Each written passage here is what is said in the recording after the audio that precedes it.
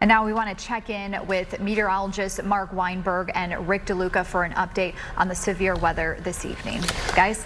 So we did just get a tornado warning in effect for parts of the area. We're going to obviously be needing to spend some time on this. This is a cluster of thunderstorms with a history of producing tornado warnings.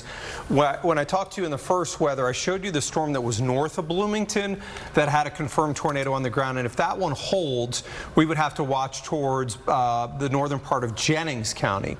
Now we've got a tornado warning that is expanded into the northern part of Jackson County. In transparency, we're probably going to be covering this for a while tonight here as the storms just continue their evolution across our area. Let me show you, by the way, graphics here so you can get a sense of what we've got going on radar and the areas that we are very, very specifically talking about. New tornado warning here. I want you to understand what we've got here because this is complicated stuff right now. You've got the tornado warning with a confirmed tornado. So this is the area where you see the purple. That confirmed tornado is basically north of Benton, Indiana. That is making its march off to the east, so that is eventually going to have to cross over I-65, which is obviously very concerning. And then there's a second tornado warning here. That is for near Bloomington. And I'm going to give you a view of the scope inside of here, and you can see that area of rotation is almost on top of Bloomington, Indiana. Now that tornado warning is moving towards the southeast. That's the reason we got the tornado warning issued for our area. So Rick, this is not something at this specific moment that is inside of our viewing area, but it's moving in our direction. Right, and this is covering just a very far northern fringe of Jackson County. So if you are just north and west of Pershing, this is kind of the area we are highlighting. And we've also switched over to our radar, which is more of a high definition, and we can really capture what's happening inside these storms on so many different layers. On the left-hand side of your TV screen or your telephone, that's what you typically see when we show you radar. It's just reflectivity. And to the right, the greens and the reds showing you winds. And I can go back a couple of scans just to show you how this has turned into a tornado warning, where you can see the greens and the reds getting close to one another and then kind of expanding and broadening out somewhat over the past couple scans. Nonetheless, there is still an area of rotation there. I'm not seeing any signs that we have lofted any sort of debris up in the air. But once again, the velocity is going to be the one thing that we see a lot of tonight. And this just simply samples the winds. And it all has to do with the winds. The greens are winds going toward the radar and reds are away. When you get, we like to say, bright and tight, when you have the greens and the reds right next to one another, that's how you help identify circulation. And then if we can tie that circulation up with some sort of debris, then we know for sure that would have a tornado on the ground doing damage. But for now, this rotation is right around Bloomington. And what I want to do is give you an idea of who needs to watch out next. So this is not going to be in our area for a while. So we're going to see this basically take shape. It's going to be a night where you're going to see us on here, or if we're not on TV, then chances are we are live in our Studio C streaming this. And you can always go to YouTube, Facebook, and find us on all of these sort of platforms. So what I will do for you is just give you an idea of the direction that this rotation is taking. It is moving to the east at 45 miles per hour. So I will take that area of rotation east at 45 and show you that that would be in the Hoosier in about 1, Woodville Hills in 8, Elkinsville in about 18 minutes, Story 21, Christiansburg 25. Again, that is not the Christiansburg in Kentucky, that is in Indiana, and 28 in Bexgrove. If that area of rotation can indeed hold together, this is again a scenario where the atmosphere is primed. It's juiced up. We have wind energy, we have the instability, and the combination of those two is something that we don't like to see in the middle of June, Mark. Yeah, and you know, if you step outside right now, a lot of the things we heard during our live video a little bit earlier is it's getting super windy outside. I'm noticing that wind picking up, so that atmosphere is starting to show that the winds up there are really starting to increase. So in truth, we're in the beginning of this. You know, we are obliged when we have a tornado warning for our area to stay in. The tornado is near the Bloomington area, moving towards the southeast at around 45 miles an hour. So this is going to get it into the northern part of Jackson County, and that's the reason why we're in here. We feel this is just the beginning of what's going to be a night with a number of tornado warnings. But in transparency, this only includes a sliver of the northern part of Jackson County. We could go back to news here. When there's a warning in our area, our philosophy has always been that we're going to stay with it. Rick, let me see what's going on here on the wider perspective of reflectivity, because this is one area where we have tornado warnings. And our logic here is this is the beginning. So this storm that's near Bloomington will be moving into the northern part of Jackson County. This storm that's crossing over I-65 near Columbus could potentially squeeze the northern part of Jennings County. Then we have another tornado warning here that is now crossing over from Illinois into Indiana. That one would be moving towards Lawrence County. All of these storms are moving in our direction, so we feel an atmosphere that is warm, humid, is going to support strong to severe. Is everybody going to see tornadoes? We can't tell you that.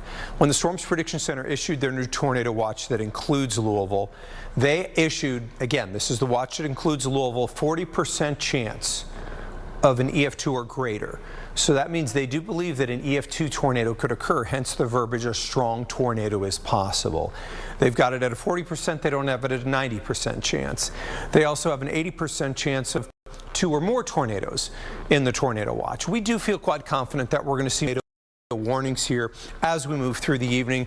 And Rick, one of the things that we have in our arsenal of things that we will show as these storms move across our area is going to be our cameras. And our camera here at a Seymour, this one's obviously going to be really, really important with these storms moving north of Seymour. Things that we'll be looking for in an example of here, we're going to be looking for power flashes. That's lightning there. Do we see light emanating upward from the ground? If we see something like that, that's a signal that there's a tornado on the ground doing damage. Can this camera see all the way into Bloomington? I think that's a little bit far, but within 30 minutes, we should be getting a better sense on what this storm is doing. Is it upward emanating some of those power flashes? Because that would give us an indicator that we've gone from maybe there could be a tornado to there is something on the ground doing damage. And obviously there's a big difference between could and is. Right, and there's only so much we can do looking at radar. When you have live video like that in Seymour, wow. I mean, it just doesn't get any better than that, because that way we can actually have eyes on the storm and see what's happening. Clearly, this is going to be a light show. There is quite a bit of lightning just flashing across your screen there. These are looking at the storms north, and that is the direction that these storms are coming in at it. They have severe thunderstorm warnings, confirmed tornadoes, tornado warnings. There are basically 1, 2, I count 3, 4, 5, 6, 7 warnings on the map right now, closing in our area. We just got also a new scan mark of the tornado-warned storm. The rotation, once again. I'm going to come back over to you on analyst, by the way. And so you can kind of get a sense here. You've got both of those areas of rotation. The one that's going just north of Columbus, and then you've got the one that's on trajectory to get into our viewing area. Right. And I think the key point is it's not in our area just yet. I think it's a valid point. So I don't want you to be concerned if you're in Jackson County and you're thinking there's a tornado right now. It's possible there could be one soon if this indeed holds together. So basically, looking at areas of rotation, within that, I always like to look at something called NROT, and that's normalized rotation. I am finding a little pop. We like to say green means go. So if I can match that up with some velocity, yeah, that storm is definitely rotating. And are you seeing, so that's all embedded in rain there. Is there anything that would say there's debris? Is there anything that says, I've got a tornado doing damage? There is not. And I've gone through this methodically and making sure that we don't misidentify anything. But basically, you got to be careful with these. These are any of these storms are most likely be wrapped with rain. And I know many people, their first instinct is, I'm going to go outside and I'm going to look at this thing, or I'm going to take video. Let me tell you this right now. First and foremost, no, do not do that. for several reasons. Number one, the obvious one is you're putting yourself at risk. But number two, a lot of this stuff is going to be covered in rainfall. Buried. You're not going to be able to see anything, so it's not worth your time, and it's certainly not worth your life. But we are seeing quite a bit of rotation with that storm. Clearly, the one above that, that's already had a history of doing damage, is a little more problematic than the one to the south, but it is showing some pretty powerful winds showing up in there too. Now, we are 2,500 feet up inside the storm, which isn't too tall, but this is going to be something that we're going to watch travel southbound. It's the first tornado warning of the night. Mark, I'm guessing we have, you know, at least a handful more to go before all is said and done. You know, if you're asking on warnings, I think we think that we're probably going to get, you know, I could see north of 10 warnings in our area. I think we can get a couple tornado warnings out of this when it's all said and done, maybe a few. The other part to this isn't just from an analysis standpoint. What's interesting here is there's rain generating ahead of that cluster near Bloomington. That goes from Bedford, Owen through Seymour. What we're going to be watching on that is, does that take off? Why? Because if that takes off, that cuts the warmer air that is the fuel for the thunderstorms. Remember one thing, thunderstorms, we use this analogy quite frequently. And by the way, we just got a new severe out ahead of that. I am somewhat curious on that. If that is going to be a sign of what the Weather Service might be doing out of Indy on that, that's actually kind of a big deal. Let me try to zoom in on that one in particular. I'm going to make sure that it can't get anything else. So the new severe thunderstorm warning just issued for Jackson County until 11:15 is severe. It does not list tornado possible in there. I think that's somewhat interesting. Maybe they are seeing that rain that's firing ahead of there that could indeed take down maybe some of that fuel. Right. That's not a small thing. So we say this a lot. We've got exceptional wind energy. I'm sure if you step outside right now, you're going to be like, wow, it just got pretty breezy outside. You're right. Because the winds right now are about 45 or 50 miles an hour up there.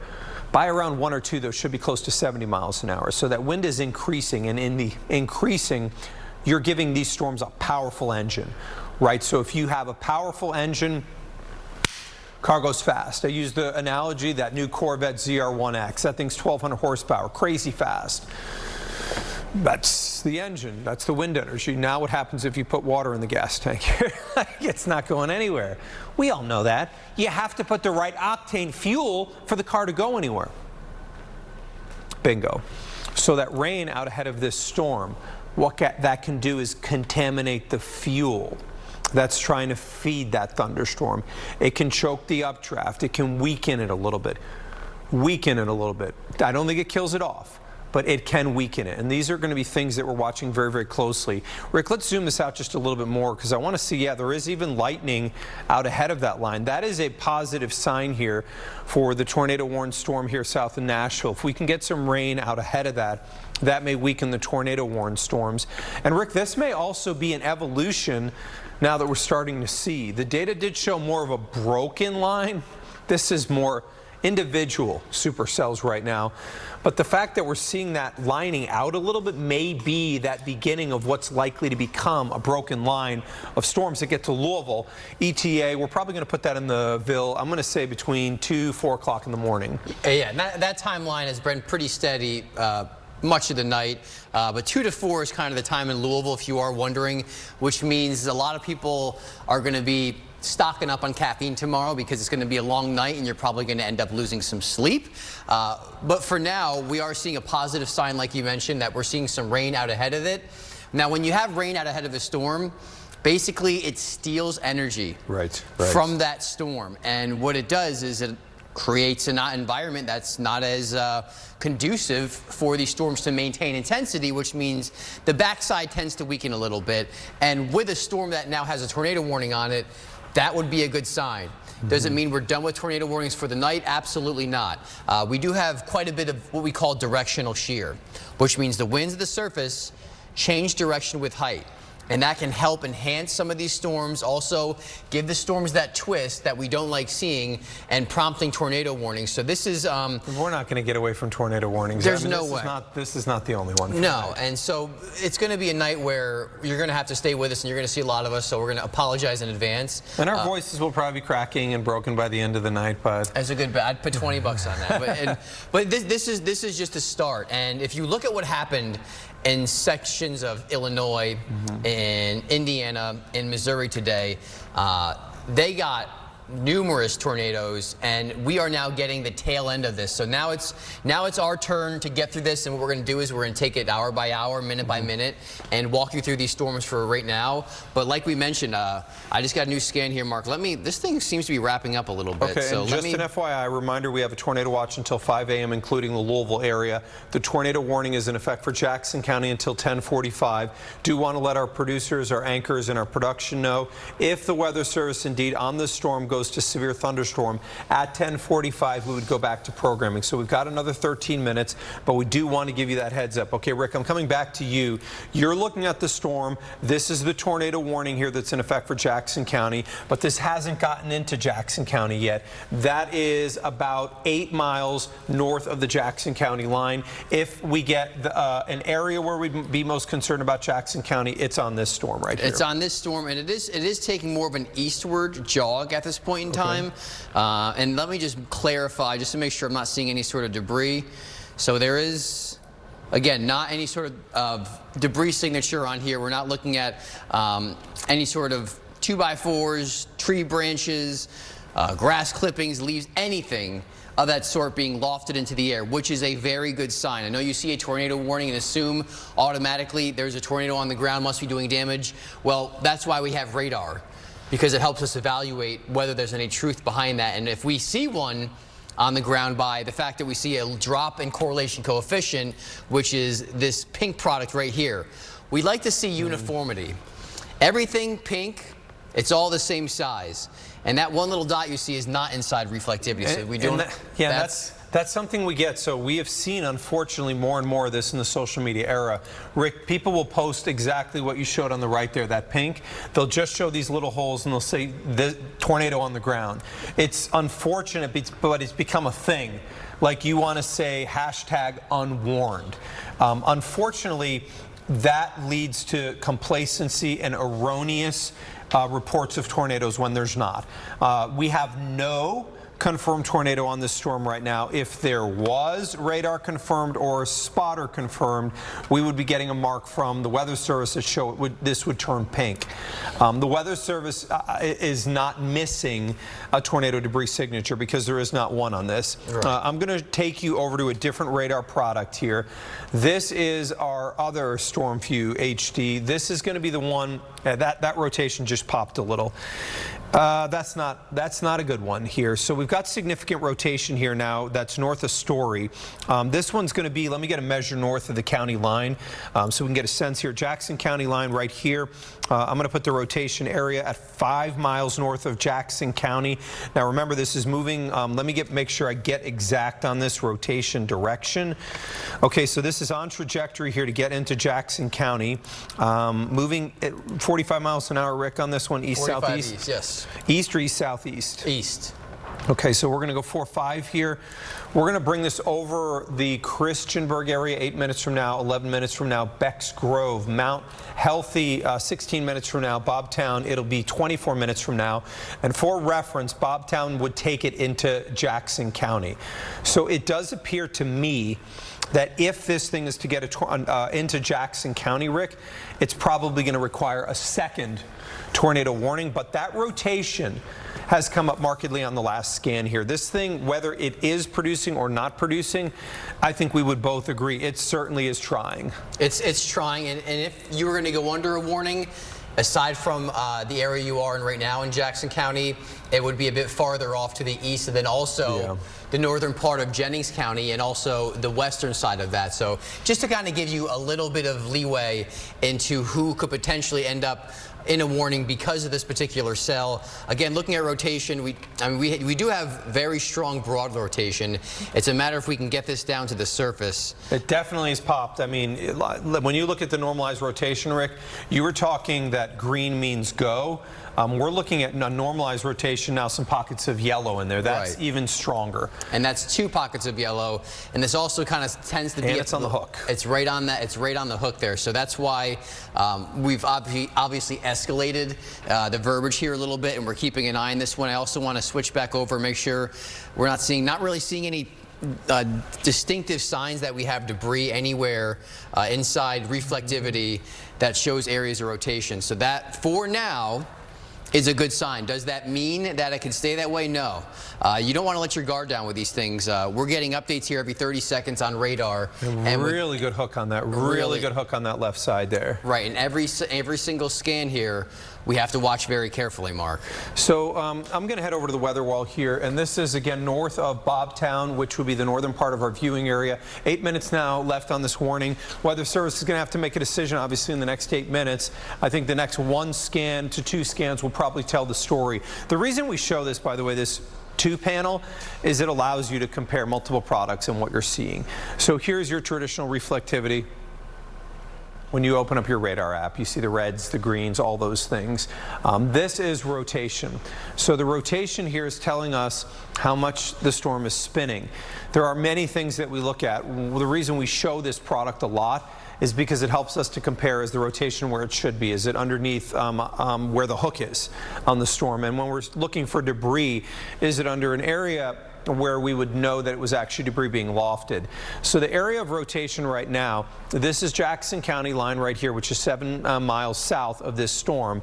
The storm will make its move into Jackson County because it's going east-southeast versus moving directly south. It's going to take some time, probably another 20 minutes or so. But Rick, let's go ahead. I'm going to keep my hand exactly on the area. Can you give me a marker on that real quick? Because I just want to look on the right side, verify. See, this is an interesting one. It's going to be tough to see if there was debris being lofted, because notice the marker Rick just put is not under the area where it's raining. The real reason I mentioned this, and let's put correlation coefficient on here on the right side. So this sea of pink, what would you expect it to be where it's raining? We would expect all of the raindrops to look alike, right? I mean, a raindrop's a raindrop. There isn't a difference. So the sea of pink here is just telling us underneath this, it's raining. If we had a massive core of hail, we would see different sizes. Why? Well, because the raindrops and the hail are different size. We're going to get a different appearance to that. Now, let's say it's raining and there's a tornado doing damage and it's throwing debris up in the air. Well, that debris is obviously a different size than the rain. And so what would happen here is, instead of everything looking pink and uniform, we would get different size particles. So you would see a blue hole in the sea of pink. And what that's saying is there are different particle sizes in here. And if it's raining in that area, we know there should not be different particle sizes. They should all look the same. That's why we use the products we do and the analysis and steps that we take to determine, is this a maybe or is this a uh-oh? That rotation is getting more in the uh-oh. That came up. That is significant here. Here is the hook on this storm. This is trying hard to drop a hose right now. Rick, let's see underneath there again. This is getting closer to where the reflectivity is. Any correlation coefficient fall in this area? Not yet. Rotation, Rick, can you take me back over to rotation on there? I just want to know, what are our pinks in here? 70s maybe? Those ones are 55s. 55 on the knots. And can you give me on the lighter green here? I'm going to guess you're in the 45, 50? Yep, 51. So we've got broad rotation across this, which is about a mile across. It's somewhere in the neighborhood of 100 miles an hour. If this tightens up just a little, I'm telling you, it's going to drop a tornado fast. This is one that we definitely have a heightened area of concern. This is just north of Jackson County by now about 5 miles. And Rick, as we noted, the Weather Service is getting into that time frame where they are not going to be able to just leave this. Just me, I have a hard time imagining they don't go with a tornado warning on this. I don't know that you can go without a non-tornado warning on a cell that looks like this right now. This is getting very specific. This is just to the east of Story, Indiana. This is south of Pikes Peak by about 2 miles. This is west-northwest of Beck's Grove by 3 miles. Mount Healthy, this is about 4 miles away. And the Weather Service has a difficult decision to make on this one. It has a very distinct hook on it. You can see as we scan in the core of that area of rotation is going to go over the Pikes Peak area. Yes, that is technically out of our viewing area right now. At the same time, we don't go and leave when there's a tornado warning covering counties within our viewing area. Remember, we've got a severe thunderstorm warning that already includes Jackson County. Jennings County, we have already a severe thunderstorm warning, tornado warning for the northern part of Jackson County, and a tornado watch that does include Louisville. And I know that if you're in the metro right now, there we go. We got the new tornado warning. So news, just so you know, we're going to be staying with this quite a bit longer as we now have a new tornado warning just issued on this storm. Let me get that scope off so I can get you the information on the tornado warning that was just issued for our area. Let me just go ahead and make sure I can pull that. New tornado warning here just issued. This is for Jackson and Jennings County, so this now includes more of our viewing area. And you can see here they're not getting specific in terms of something like tornado confirmed. If this escalates more, they would change the warning color to purple. What that would mean is we now go from the 3 levels of tornado warning. And I think that this is something a lot of people may not even know, Rick. There's tornado warning, there's tornado confirmed, there's tornado emergency. Tornado warning is one of those, well, I need to be prepared. If I'm in Jennings County, I'm going to make sure I know to go into the center part of my house. I'm going to keep away from windows. If I'm in a mobile home right now and I'm in, let's say, the far eastern part of this near Geneva, I'm going to make some adjustments where I can move. If you're under a tornado confirmed, Rick, this is different. This is I know there's a tornado doing damage. If it's coming towards a house, my life's in danger. If we go to tornado emergency, this means that this is a high-level danger and my life is under significant risk from the storm. Right, and the whole effort of that is just to get you to act. If we can put verbiage to the storm, then you know what's happening. You don't want to be any part of that by any means. And Mark, the latest scan actually shows that rotation even stronger. I'm going to come over to you on analyst here. And remember, locations here, this is just to the south of Pikes Peak and just to the north of the Beck's Grove area, Rick. So what I want to do is I'm going to just kind of backpedal and take a couple steps back just to allow you to see the evolution of the storm. So we talked about very broad rotation at this point, right? Where the greens and the reds exist, but they're not really close to one another. And watch as I scan and bring this forward. The reds and the greens both get brighter, but they also get closer. So I think we are on the cusp here of potentially seeing a tornado touchdown. I'm hoping that's not the scenario. This new warning goes until 11:15 p.m. for another half hour, but keeping an eye on this thing, if we see any light flashes or power flashes, that would be astonishing from that distance. I'm just going to double check correlation coefficient to verify, make sure we're not seeing any sort of debris being lofted in the air. So. And Rick, versus Seymour, we do north right now. I'm just going to check to make sure our camera. We are north, I would say northwesterly. Northwest. Northwest. Okay, got the camera there. Okay, so and it does. Now it looks like we have a couple different areas of rotation on here, Mark. It's not just one. So let's go back over to NROT. Okay, I'm heading over to you on this. All right, so there we go. So there's basically, on the right-hand side of your screen, all the clutter has been taken away, all the colors, and it just really helps identify and highlight where the strongest rotation is. So we have that area of rotation right in there. Going to turn on correlation coefficient, not seeing anything that would scream, yes, we have a tornado on the ground, which is positive news, but still, that warrants attention. You got to be in your safe place right now. If you are inside that warning, if you are in areas like Bobtown, Beck's Grove, you got to get there immediately. Jonesville through Mount Healthy, you really need to be in your safe place. Also in Rossztown, this storm is tracking south and east, and it does mean business, and it is spinning, and it's spinning harder. So what I want to do is give you an idea of who's next in line with this. So I'm going to put a tracker on this one. It started to speed up. It's now moving east at 55 miles per hour. So let me put a tracker on this one for you as it goes east at 55. So this did move up in speed. It did increase in speed.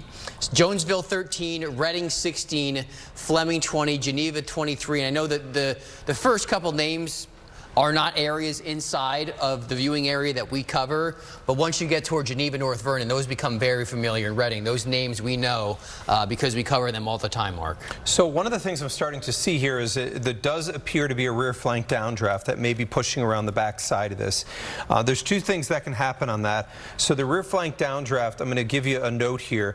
Rear flank downdraft is right here. It's pushing southward, and you can see that hook, which really looked more like a hook, is starting now to fill a little bit. So what happens when an RFD surge occurs is it tries to push some cold air underneath the storm.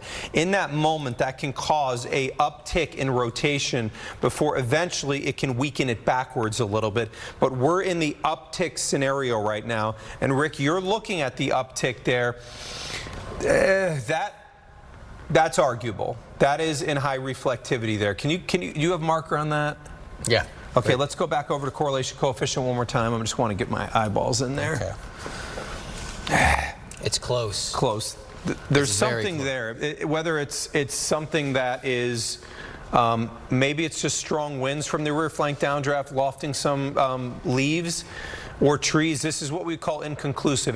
There could be a tornado on the ground. There could be. And I think that story will be told. We have a new scan coming in 5 seconds here, so hopefully that will shed some light on this. You know, when Mark and I kind of talk about this and we say we're concerned or it's close, we don't like being in that situation.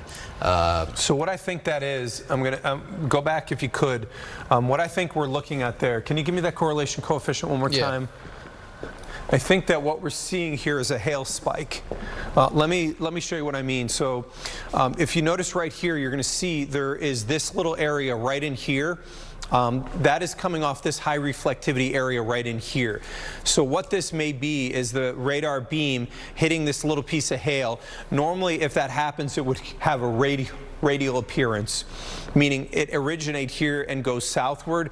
And you can see that originates at what is that little hail core right there and then goes south of that. So Rick, my belief on what we're seeing there is that is more likely a hail spike than anything, but nonetheless, I mean, look, this thing is close. Yeah, we're from the Indianapolis radar, so that does make sense that hail spike is going south. If we were on the Louisville side, it would go the other direction. So that's actually a very good analysis of what that could be. We're going to keep an eye on all of these products here. And I'm going to go down the one panel just so you can see. This is a supercell. It really is a big body supercell. Big, huge body. It has the classic tail on the southern side. And then now we have this RFD, which is coming around, this rear flank downdraft. That is a beast of a storm in Columbus right now. Thankfully, we're not seeing any crazy large hail with that. If we had really deep pinks and purples inside the center of that, right near Columbus, it would be a whole other story. We are seeing some of that smaller hail, which Mark alluded to, but the tail end of this is where we would have a tornado. There's that inflow notch that you can see that goes just to the west, and that, as long as we have that for the storm to feed on, and there's that access point where we can push the warm, humid air inside the storm, then it will continue to rotate and thrive. So let me switch back over to base velocity, which does show there's still that spin there, Mark. New scan, still showing some pops that are tall there.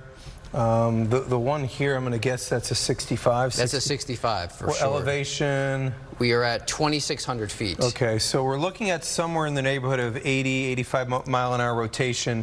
The reason I don't think maybe it hasn't dropped yet, or if it has, it's sporadic, is because I don't think that it's tightened up enough yet.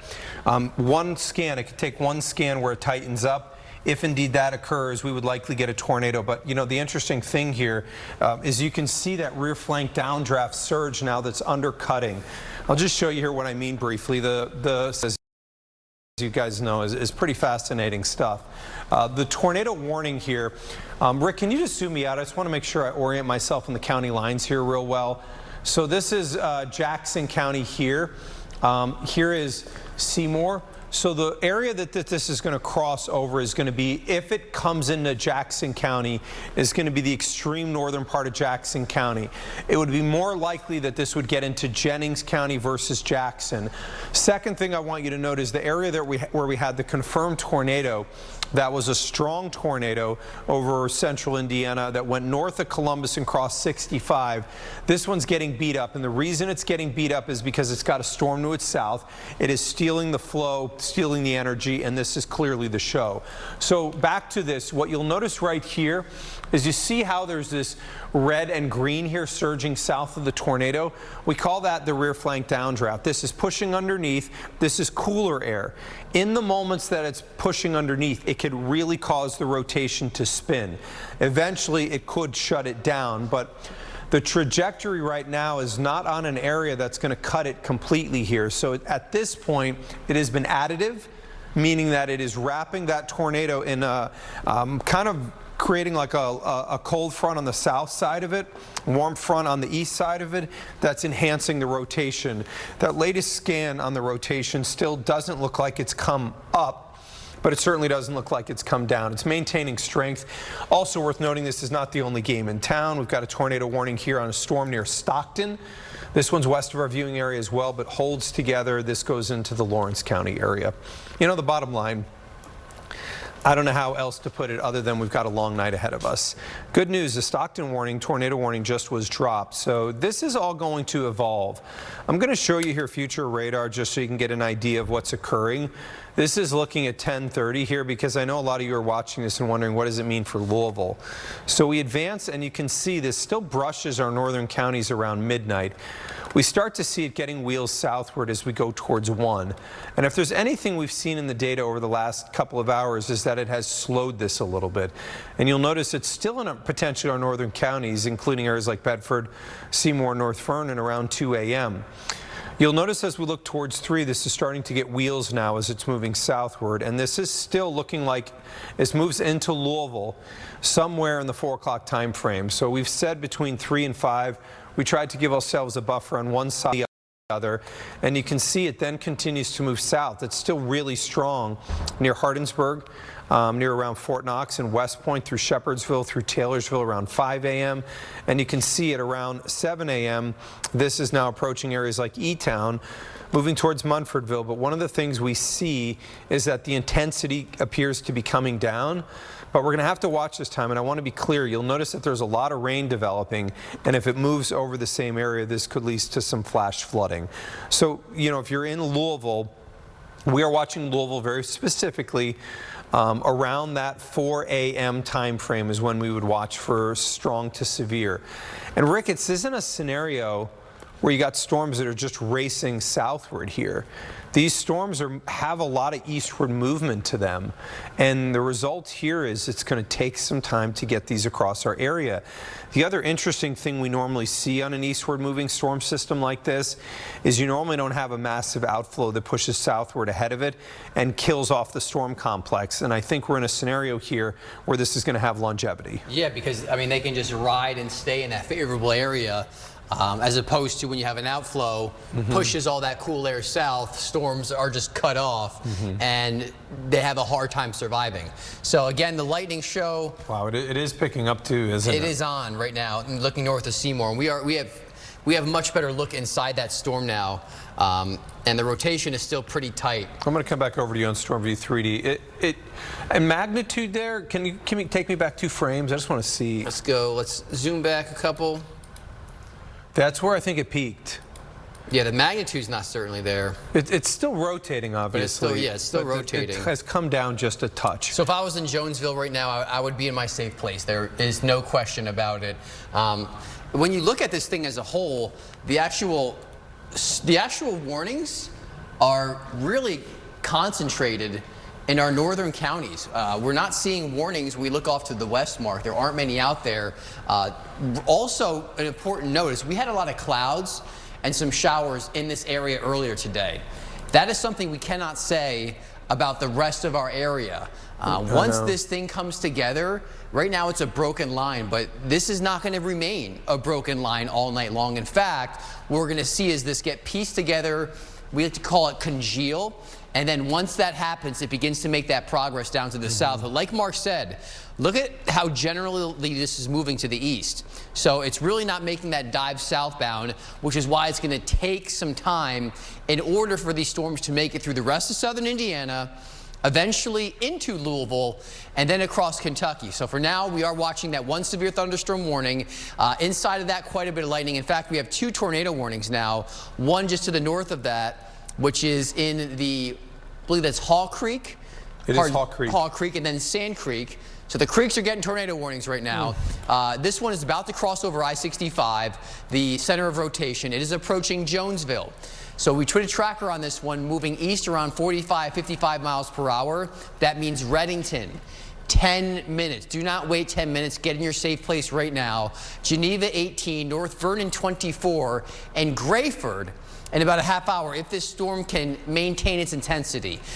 This is the southern side supercell. There's really not much that is interfering with it, so I would say odds are in its favor that it's going to do a decent job holding together. And you can see the rotation right here getting very close to I-65 right now. This will stay south of Sand Creek, but again move very close to the Jonesville area. Let's say you have friends and family.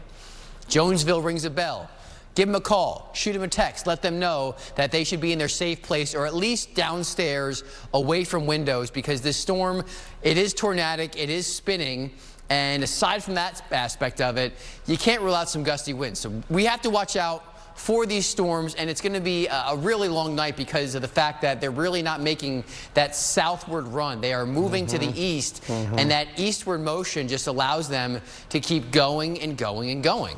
Yeah, and one of the things that bothers me a little bit, Rick, is that eastward motion. These storms are especially as you get west towards Effingham, you have basically clear inflow into a lot of these. And the problem with that is that's going to create a opportunity for this to go over the same area for a while, but B, this is going to give longevity to the line. I just can't see a way that we don't get a number of warnings in our area. It's 10:58 right now on, and we're already on tornado warning number 2. Will we get more tornado warnings through the night? Maybe, maybe not. Will we get more severe thunderstorm warnings through the night? Yeah, I mean, there's no way around this. I think that a lot of people kind of went outside or just heard that wind. We were on live at around 9-ish, and we started to get tons of comments in the live video we were doing on Facebook that people were saying, it's getting really windy at my house, it's really getting windy, and that is those strong winds aloft ramping up. Right. This is a storm system that is not ordinary. It's not for June. Not for June standards. If it was April, May, it would be a little bit different. Yeah. But the fact that we have 70-mile-per-hour winds a mile above the ground speaks volumes, and the fact that these storms are gonna misbehave a little bit. And on top of that, Mark, we talk about tornado warnings. We talk about severe thunderstorm warnings with damaging winds. Let's not forget about the flash flood threat, especially with these storms not moving all that fast, going over the same area again and again and again. Flooding is something that we are, unfortunately, not unfamiliar with around here, considering what happened to Lanesville about a week and a half ago. And it's really hard to see more heavy rain in certain areas that just get hit over and over again. So at this point in time, there is no concern for flash flooding. Have not seen any reports of that. Not in our viewing area. Not in our viewing area, but if you look, that's what I was going to say, if you look north of there, you can kind of see as those storms travel south, what can happen. That dark red is flash flood warnings. The kind of mint color, those are flood advisories, which is basically saying these storms can very easily produce rainfall in the same area, and that can lead to flash flooding. So that's another element that I do want you to be aware about, not just running and taking shelter from storms, but also the fact that these could flood out some roads. And hopefully you're not traveling on a night like this, right? Right, and we've got the flood watch in effect through 9 p.m. tomorrow, so this goes tonight through tomorrow, and obviously we've got an extended period once again that we're going to need to watch. I'm going to head over to StormView 3D. This is what we call the analyst. This is allowing us to assess in the storm. How much rotation? How intense is the rotation? Is that rotation getting stronger? Is it getting weaker? Rick, if you could, let's take velocity full here only because I want to do a little bit of analysis here live on the air here. I want to kind of get a sense of where we are and really where we were. So let's start off with rotation in the now. So the area rotation right now is heading towards Jonesville. Jonesville, you're under a tornado warning. I would take your tornado safe precautions. Now, I'm going to give you the analysis of where we are versus where we were. This is the area rotation. Rick, let's zoom in one notch if we could, just so we can get a little bit more of a view. So where the greens and the reds come together, and you're like, well, it doesn't look like it once did. Now let's rock back one scan, and we're going to look for the rotation. Pretty obvious, right? It's right here. Let's go back another scan. We don't notice any pinks here. Oh. Now we had some pinks when we went back a scan. Let's go back another scan. And what you're going to notice here in each scan that Rick takes us backward, that pink is brighter, the green is brighter. So what we're seeing now, and let's now move it from where we had a lot of, and you can see evolution. This is moving towards Jonesville. And I'm not going to play this as a negative. I'm going to play this as a positive. The rotation is notably less. Notably less. If we were in a situation right now where the Weather Service had to make a decision, do I stay with tornado warning or do I go with severe with tornado possible? My opinion is I would back away from the tornado warning. That said, the warning is still in effect, I think, for about another 15 minutes or so. Weather Service still has some time to make that decision. But Rick, you've been looking at that normalized rotation, kind of, we saw yellows earlier. This to me doesn't look like it's the same storm. No, I mean, actually, it is not the same storm, to be perfectly honest. We've lost a lot of the organization. We've lost a lot of that stronger rotation. It's still rotating, but on a far lighter note, which is very good news. And even the reflect a bit and the tiny little hail cores that we did try to see emerge. I think the RFD came under it and cut it. It cut it off. It choked it off. And that is a good thing, because what it does is it's taken away a lot of that storm's intensity. Now, can it recycle and re-strengthen? That's not out of the question, but now there's a lot of rain to the south, so hopefully that will help do us a favor. And what I mean by that is take away the energy from this strong storm. There's rain that's coming down in Austin, in Scottsburg. You probably are hearing the thunder, seeing the flashes of lightning in Brownstown and Pershing. But we have rain on the southern side of the cell, which should help at least cut off some of that warm, humid air that these storms, they like to feed on. These things are smart. They will go after where the best fuel and the best energy tends to be. And this is just not one of those areas right now. It's moving into a spot where the rain has cooled it, where we've had showers and clouds earlier in the day. And this is the only warning that we have right now in terms of tornadoes. If you look off to our north and west, this is what we're waiting for later on tonight. From Effingham through Terre Haute into Indy, this is what's going to happen later on. And we're going to keep an eye not only on radar, but also our tower cameras, because these are clutch. Watch this. I aim this camera right into the storm here now. Now you can see we've got a lot of lightning here firing off this storm. And this is the core that is going to be moving into Jennings County here shortly. But impressive lightning show. You know, for June, I mean, I wouldn't say it's crazy, but I mean, wild to look. A lot of times we always joke about this. Whenever we say, let's look at the lightning, it just shuts off completely. Oh, there we go. But you can see, have you seen the upward? Yeah. That is brilliant to watch. Now, obviously, we've seen the rotation come down a little bit. But on this camera shot, what we're going to look is every once in a while, you'll see a cloud to ground strike, or what we refer to as a CG. And you're going to see the base of that storm. And we would be looking underneath that storm, under that base there.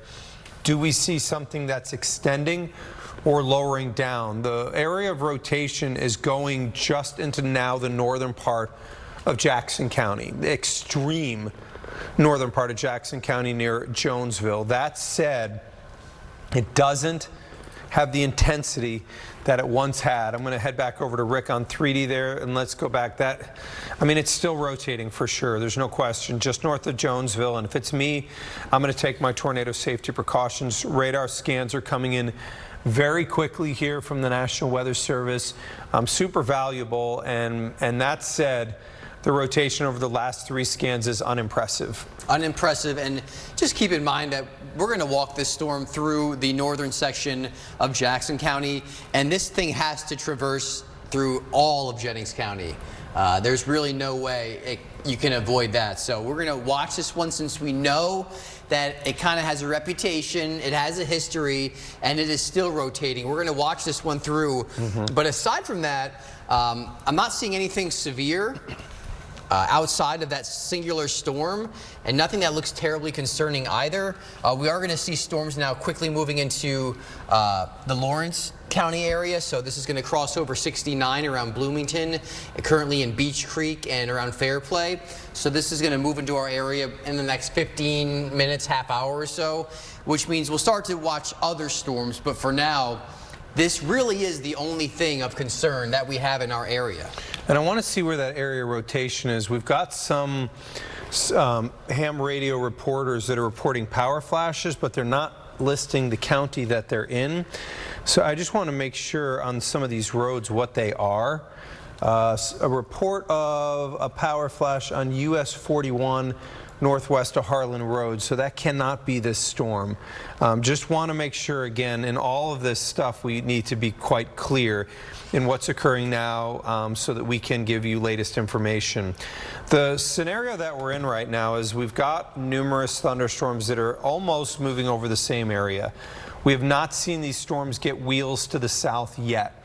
We think that these are probably going to be in the same area for the next 2 hours. Then they should start to get wheels and get to Louisville around 4. We do feel that at some point here tonight that this I wouldn't even call a line right now. I would call it individual cells. Should become more of a broken line, and once that occurs, it should start to get wheels and go south. So we do feel that this is going to be a long night, and honestly, the way that we're staffed tonight is Rick DeLuca is going to be here till about 2:30. Matthew comes in around 2, and I'm going to stay as late as I need to. Rick DeLuca will come back if need to do the 4 o'clock tomorrow. But we're staffed to make sure that we cover this and that we're here with you, and we're watching the storms as we go through the night. So you'll probably hear our voices go from sounding good to weaker and weaker and weaker as the night progresses. You know how these are. I know. We maybe need some like tea. Rick and I ordered tea. It's going to be a quick story. Rick and I ordered some tea here. It shipped out of Louisville because we knew we were going to have active weather. Why? And then it went to North Carolina. I think it's just like, aging and trying to really... And then now it's back in Louisville, but it didn't get here before today. We really wanted that tea to help soothe our voices as we talk through what we know is going to be a busy night. I'll bring it in tomorrow. You're gonna, well, yeah, I gave you $20, so... You want Falloness? I have some chamomile tea at my desk. No, we're gonna fall asleep. Now you're telling us I'm sorry. She's telling us now that we've already started it. Right, but that's gonna put you to sleep. Does that chamomile not have caffeine? No. No, it doesn't. No, that's wait.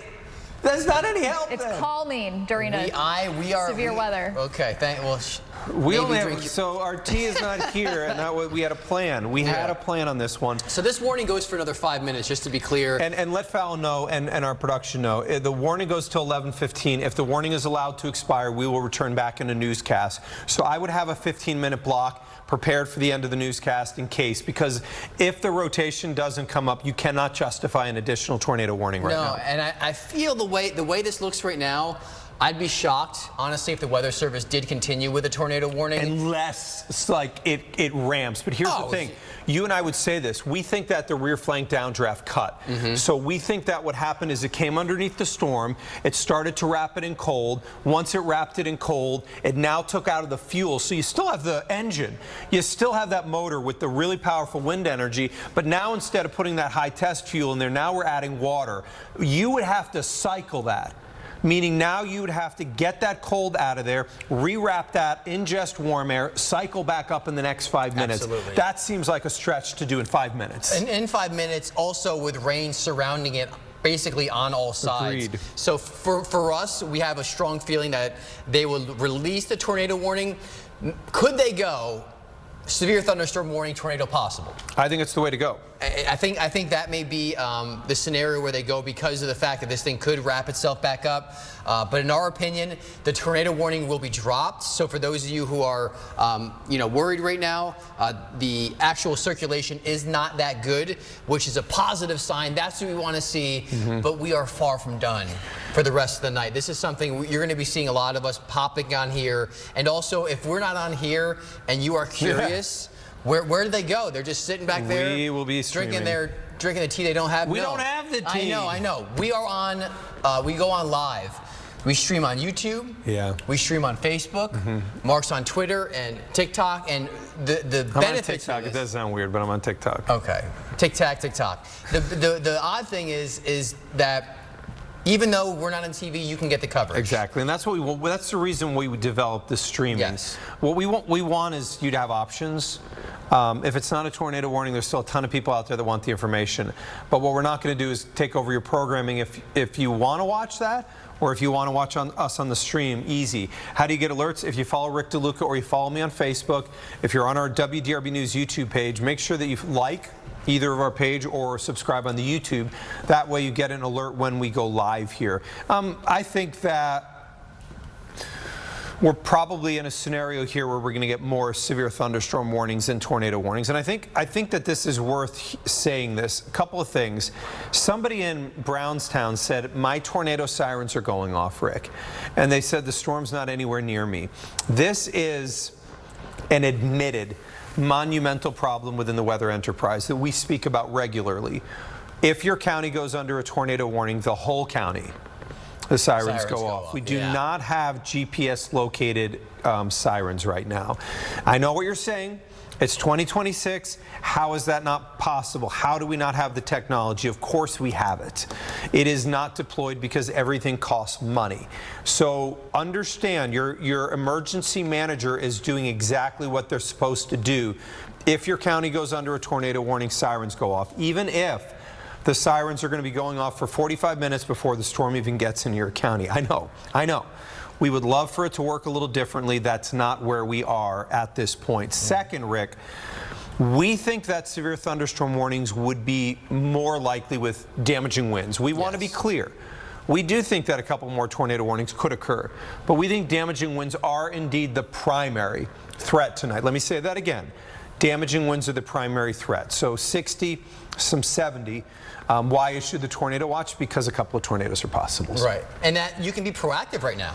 You can go ahead and it's a good idea to put your shoes somewhere you know, have your phone charged, have that brick just in case you do get some of these stronger winds, because we have trees that can snap easily, knock down power lines, and there's a possibility that you may lose power tonight and be in the dark. So just because you're in the dark doesn't mean you can't be informed. Make sure you have ways to get all of these warnings. Mark and I have talked about the WEA or the wireless emergency alerts on your phone. Go to notifications or just Google how to do it, and that way you can get those alerts if they happen to be issued tonight in terms of additional tornado or severe thunderstorm warnings.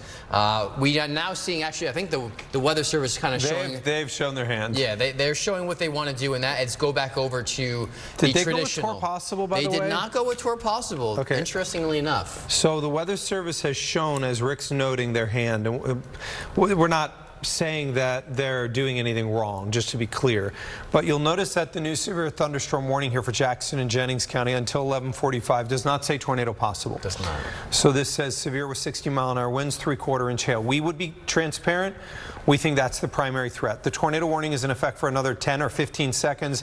FYI to news, if the tornado warning is allowed to expire, Fallon and Seth, we're going to remove this and go back over to our newscast, and Rick would then have an update here in his normal weather segment.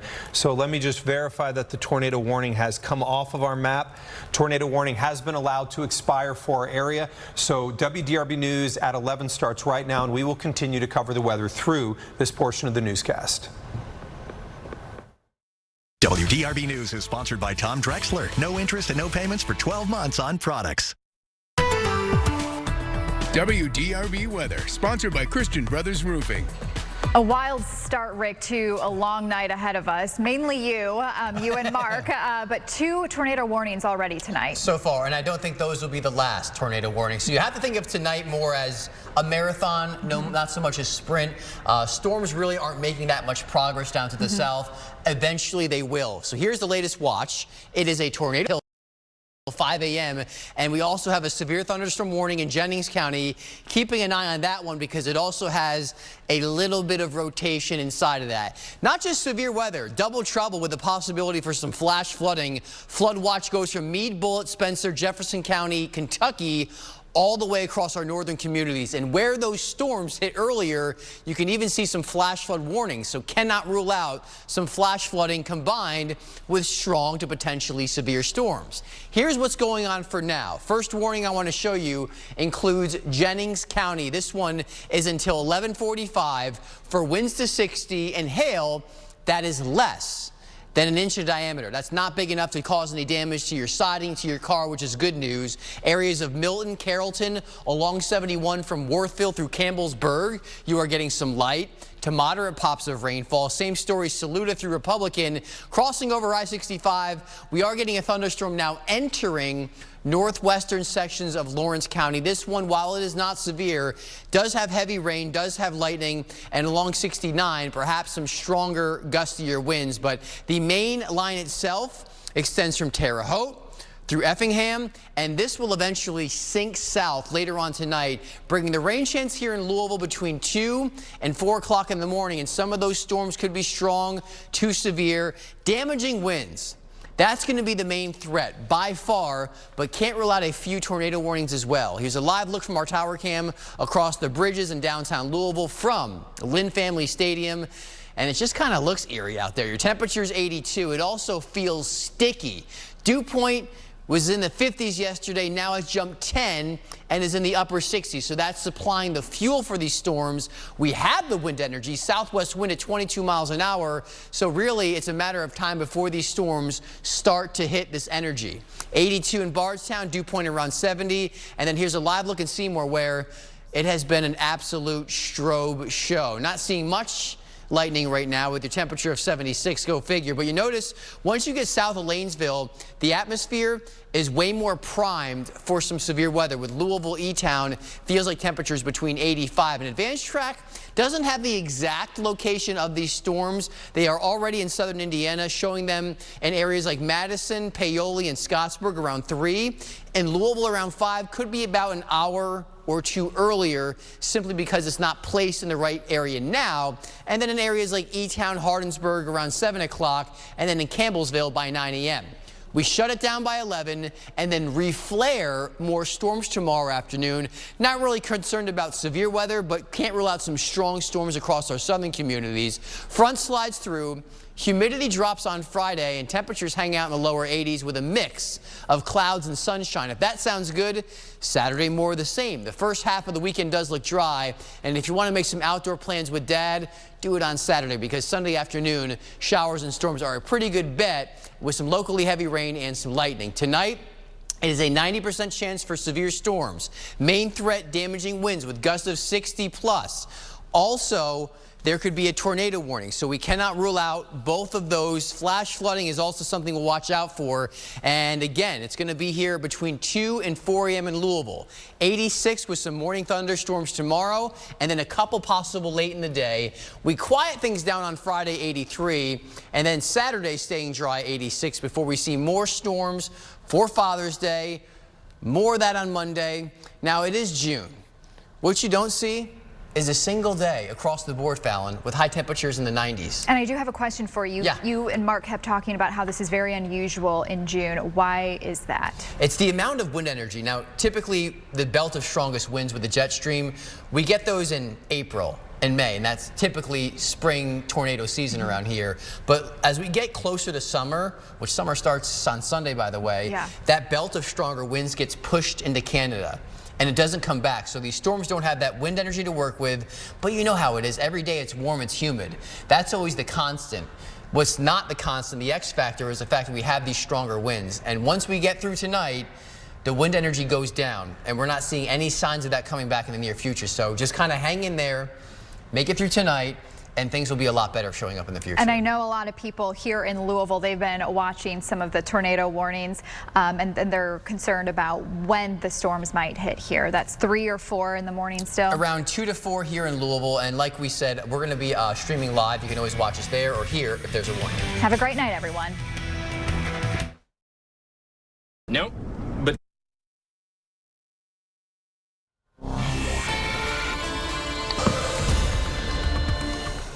You know, I think what Rick had hoped and I had hoped is that we would not see you again this evening. Unfortunately, what we thought would be more likely is we'd get another tornado warning. So we're now on 3 tornado warnings here. It's 11:51. We've got a lot of night left to go here. And this speaks to one thing about this night, Rick, is we still have exceptional wind energy. For June, I thought Fallon asked a really good question earlier because she had heard us say, this is not normally what we see in June. This is a very energetic April pattern. We normally don't get a mile above the ground 70-mile-an-hour winds. That's what we have here. Yeah. And what we're going to see out of a scenario like this is numerous severe thunderstorm warnings, and we are going to get tornado warnings. So we've got a new one here, new tornado warning for the northern part of Lawrence and the northern part of Jackson County. If you're like, wait a minute, didn't Jackson County already go under a tornado warning? And the answer is this is the second of the night. Yes, this is again the northern fringe of the county, and it has so much to do with the storm motion. These are really moving almost due east. So new warning out until 12:15 a.m. for Jackson and Lawrence County. And there is the map. There's also one that was just issued. So close. It doesn't get any closer. This is north of Jefferson in Indiana, and also just off to the east of Jennings County. So yes, you will see that warning. Does not include our area. We are hyper focused on the warning that we have right now, and there is a look at the storm. Again, if you're in areas like Pershing, you're going to want to take your tornado safety precautions now. That's a long fuse warning, which means they have a little more confidence, Rick, that this is going to hold, that circulation is going to last. And I don't really blame them, because if you look at the storm, there's really nothing south of that to interfere with it. Right, this is different than the storm we saw earlier. That was shrouded in an area of rain. It had a tornado warning to the north, one to the south. It had rain on the southern side of this. This is going to fall more in what we would call a classic scenario. This storm is riding along a boundary laid down by the prior storms. This one should be able to rotate here for a while. Now, whether it tornadoes or not is going to be a different story, but there is a little more confidence that this is going to last. And then the second part to this is, this includes Seymour. Yes. So Seymour, Indiana, you're under a tornado warning.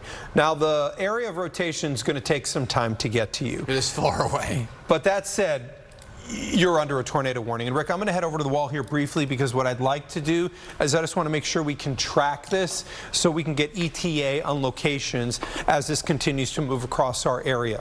So this is the northern part. This is north of Bedford, northern part of Lawrence County, northern part of Jackson County, heading towards Pershing. And Rick's going to do a track on this. And remember, it's the back edge of this storm where the area rotation is that we're watching. And it's moving off towards the east. And what you're going to see when Rick does the track here is understand we fan. What? We fan out. When we do these warnings, we fan out because the fanning outward allows us then to get if there's a small deviation in track. So Yellowstone, Indiana, 3 minutes from now. Pershing, Indiana is when this is crossing well into Jackson County. So it's in Pershing, Indiana, 16 minutes from now. This is going to be in Acme, Indiana, 20 minutes from now, and 29 minutes from now in the Rocktown area. And Rick, I just want to get reference point here because it did not pick up Seymour, oddly enough, on this, but Pershing, this is 16 minutes. If you could pull that track here real quick. So that's going to put it in the Seymour area. I'm going to say right around 11:20 should it hold together here. Let's do a scope on the storm here. Look at the part of the storm that we're watching the most closely, which is the back edge of the storm. What prompted the tornado warning is we have the red and the greens next to each other. That is crossing now into the northern part of Jackson County. And this, you know, we were talking, Rick, just prior to going on air. And we said that the rotations coming up, we're probably going to get a tornado warning. And the Weather Service did the right thing. This deserved to have a tornado warning on it. You're looking at the storm from our analyst. And Rick, a couple of things that we see here similar to the one that we had a little bit earlier. You showed that storm when it started to spin up and it had a notable hook. Right. And that hook kind of became wrapped around as that cold air came underneath it and became muddy. This one seems to have a real nice hook on it, and there's no rain south of it. Yeah, and that's going to be a real key factor in how this maintains itself. The other one kind of had a shelf life on it because we saw it covered in rain, and also there was a lot of cold air on the southern side wrapping around. This one, it's a different storm. It does not have anything to interfere with it to the south. It is ingesting very pure, rich moisture and also warmth. So to the south of this, you get a really good inflow notch, and that is just off. You can kind of see where the area of rotation and the inflow notch go hand in hand. So on the right-hand side, that is your velocity, and that is just the winds. The greens are the winds going toward the radar, and the reds are the winds going away from radar. This is a very, very well-defined storm, and it's also in an area that's already been warned. So I know you're probably a little fatigued at this point in time, but this is going to be a long tornado warning, just because of the fact that it's traveling. While it is traveling at 55, it's going to take time to get all the way. And it looks like there's almost two areas of rotation inside there. I'm going to say I fully agree with that statement. There's an area of rotation here, which is in the northern part of Lawrence County, and there's very distinctly a second area of rotation that's on the edge of that, heading towards Kurtz. So if it's me, I think you got to be careful with this one. I think if you're, and let me give you some roads here. I think if you're along North County Road 1250, where that junctions with West County Road 1000, we need to be careful. And then down the line here, Pershing, this is a blatant, obvious one.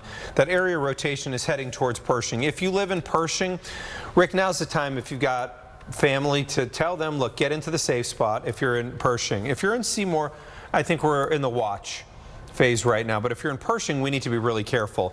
We've got our camera in Seymour looking west at this, so we want to get a good view on this storm as it moves towards Seymour. What we would be looking at on this storm is the rain will arrive in Seymour first, which is occurring now, and we're going to look at that, what we call ground interface, because rotation aloft doesn't do damage to your home. Rotation on the ground does, and there's obviously a very, very big difference. Looking at this right now, and again, we are looking west-northwest on our exceptionally valuable cameras around the area. This is not showing a lot of lightning. I think that may be a little telling. Maybe this thing might peak. Normally we would see a lot of lightning in a scenario if the rotation's coming up. But that said, when you look at Storm View 3D, Rick, that rotation is still very, very notable there. And in fact, now it seems to have congealed into maybe one area rotation right on the tip of that hook. Right, the tip of the hook. So the actual, so here's the hook itself. And as I scan forward, it has cut itself off. But this thing's going to recycle because the rotation is still there. So it doesn't mean that we may not see another hook redevelop on the backside of this. The rotation's still pronounced, it's still strong.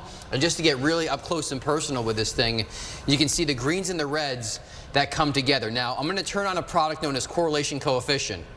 And we are not seeing any signs that debris is being lofted, which is a good thing. So while you are under a tornado warning, we are not seeing any debris being lofted, a sign that damage is being done, which is a positive for now. And let's hope that it stays the same. So we still have the pretty strong rotation. Again, nothing on the south side of the storm that's going to take away some of its energy. So this is something that will probably go up and down as it travels off to the east. But for now, again, if you're in Pershing, it is wise to take your tornado safety precautions. And it just got a new scan in, and it's holding together. This is pretty decent rotation with this storm. You know, the one thing, and this kind of reminds me of what we saw in the last storm, it is very notable rotation. But it does still feel it's a little diffuse, right? The reds and the greens are spaced by about 2 pixels. Right. I did radar research for a number of years.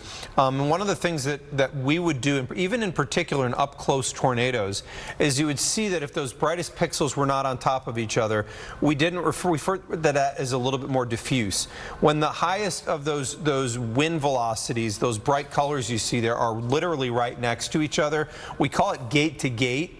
And what that means is the rotation is squeezed down.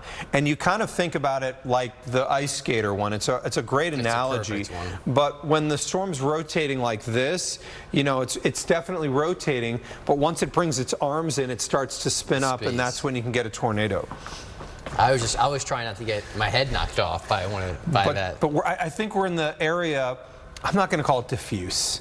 But it's not made that tighten. If we Right. get 1 or 2 scans where we see those brighter colors, meaning that rotation tightening, our concern is going to ramp up and go even a little bit higher. But to be completely transparent, this absolutely belongs under a tornado warning. But you know, all it takes is a scan or two, a minute or so for that to tighten up. When we've seen that, the last storm did the same exact thing, tightened up momentarily, Yes. and then it really went away. So Worth again, noting, by the way, also, Rick, that now we're starting to see what's going to be Louisville's game. yeah, this is, and it's been weird. You've probably been sitting here saying those storms are in the same place. They have been there for a long time. And you're right about that. So now we're actually starting to see some momentum here with these storms around Effingham that would make it in our direction. And Rick, that rotation, that's come you up. and I have worked together for far too long. You now noted, I noted that you noted the red pick up, the green pixel, that little brighter pink in there. Can you give me a number on that one? That one is 52 knots. So 52 knots. Can you give me the other side? I'm going to guess 23? That's 39. So 52 plus 39 puts it at about 90 mile an hour gate to gate shear right now, or 90 knot. 90 knot puts us at right around 100 miles an hour. This thing's close.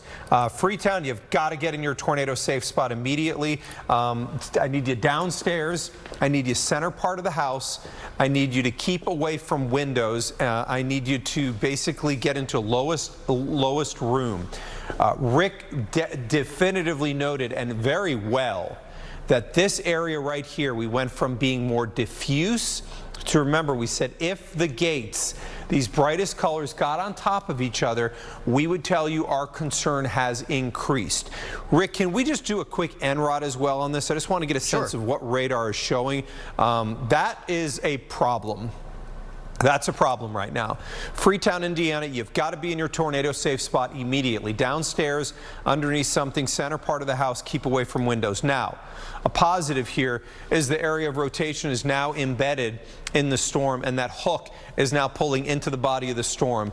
Many times what this will mean is within the next 7 to 12 minutes, we would see a downward intensity push, but we're not seeing anything on the ground here. Rick, this one here is going to definitely make you wonder, but I don't think I can say definitively that is a tornado. And the Weather Service, by the way, are we, just make sure we're on the same page. They're still continuing. I saw they updated the tornado warning. This is still tornado possible, not tornado confirmed at this, right. It's still a tornado warning? Yeah, correct. I'm just going to, they just trimmed it, but let me. Okay, just always want to make sure where we are, and I'm going to let you see the warning that Rick's looking at. Yeah, so there's the information, and this is, again, this is our computer, this is our interface, how we work. No confirmed no on confirmed. there? Okay, they just trimmed it on the western edge of that. Okay, makes a lot of sense here. Let's go back in here. We did get a new scan in the time that we were talking. We want to take a look again in there at the rotation. That is still notable rotation. So let's take me in maybe one more click on the zoom here. All right. So right here is the area where there's significant rotation, and it is a little bit more diffuse on the northern edge. You can see the radar puts the triangle there. That's what we call a tornado vortex signature. To be clear, these are algorithms. We program into the radar if it sees X to tell us. Now, as analysts, we also are able to note that may be sometimes placed in the wrong area. Tornado vortex signatures have been around for a really long time.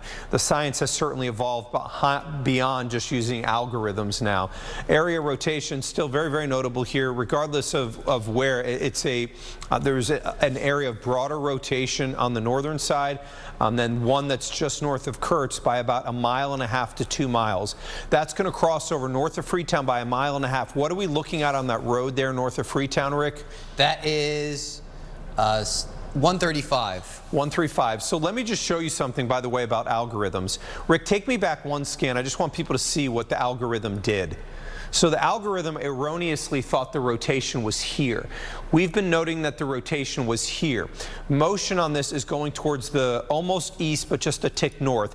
Now let's move it forward. The data which erroneously, the algorithm erroneously showed the actual rotation too far north has now corrected itself to show itself where we're seeing the rotation. That is a problem. Can you give me that?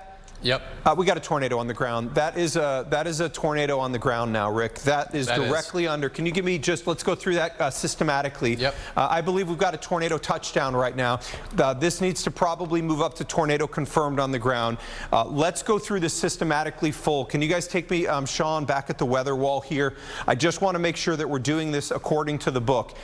Here is our area of rotation. We are under a rain area. Why does it matter? Under a rain area, we would expect there to be raindrops. Raindrops will all be the same size. If the raindrops are all the same size, we will see a sea of pink. Rick, can you give me the area rotation now? So let's go over to velocity. Okay, so we know, and can you take me back over to the reflectivity one more time, just so I can verify that this area is in rain. And now let's go to correlation coefficient one last time. That's a tornado on the ground. Tornado on the ground about to cross 135, about a mile, half a mile north of the Freetown area. Weather Service needs to move this up. We've got a damaging tornado on the ground doing damage north of Freetown. Rick, this meets every criteria for a tornado debris signature. This is a tornado on the ground north of Freetown. Listen, if you are living in the northern side of Freetown, or you know someone who is, you got to act now. Now. Don't wait another second. Need you in your safe place. Need you to go down there immediately. If you have friends or family in Freetown, the northern edge of that, then you also need to give them a heads up immediately, because yes, like we said, that green blob is confirmation that there is actual damage being done from that tornado. Right, So this it's not a maybe. It's not a maybe. That's a tornado. You know, They just upgraded to tornado confirmed. So this is what we said. This is why we do what we do, Rick. These live analysis, this may give you 30 seconds more, but it matters. Every second counts when it comes to situations like this. So if we come back over to StormView HD, what I can show you is that warning has changed to purple.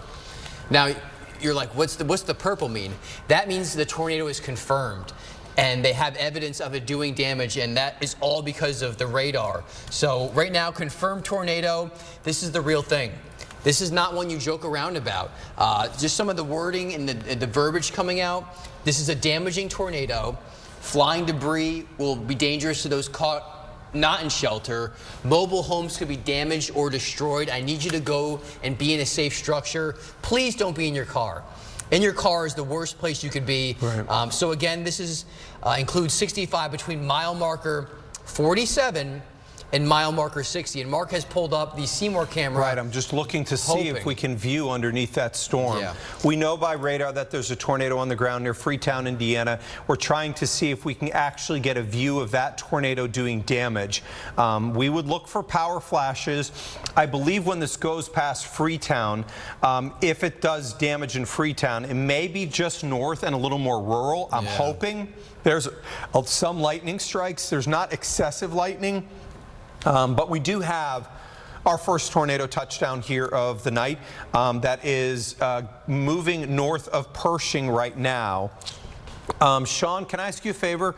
Can you box below us the Seymour camera so we can continuously see this?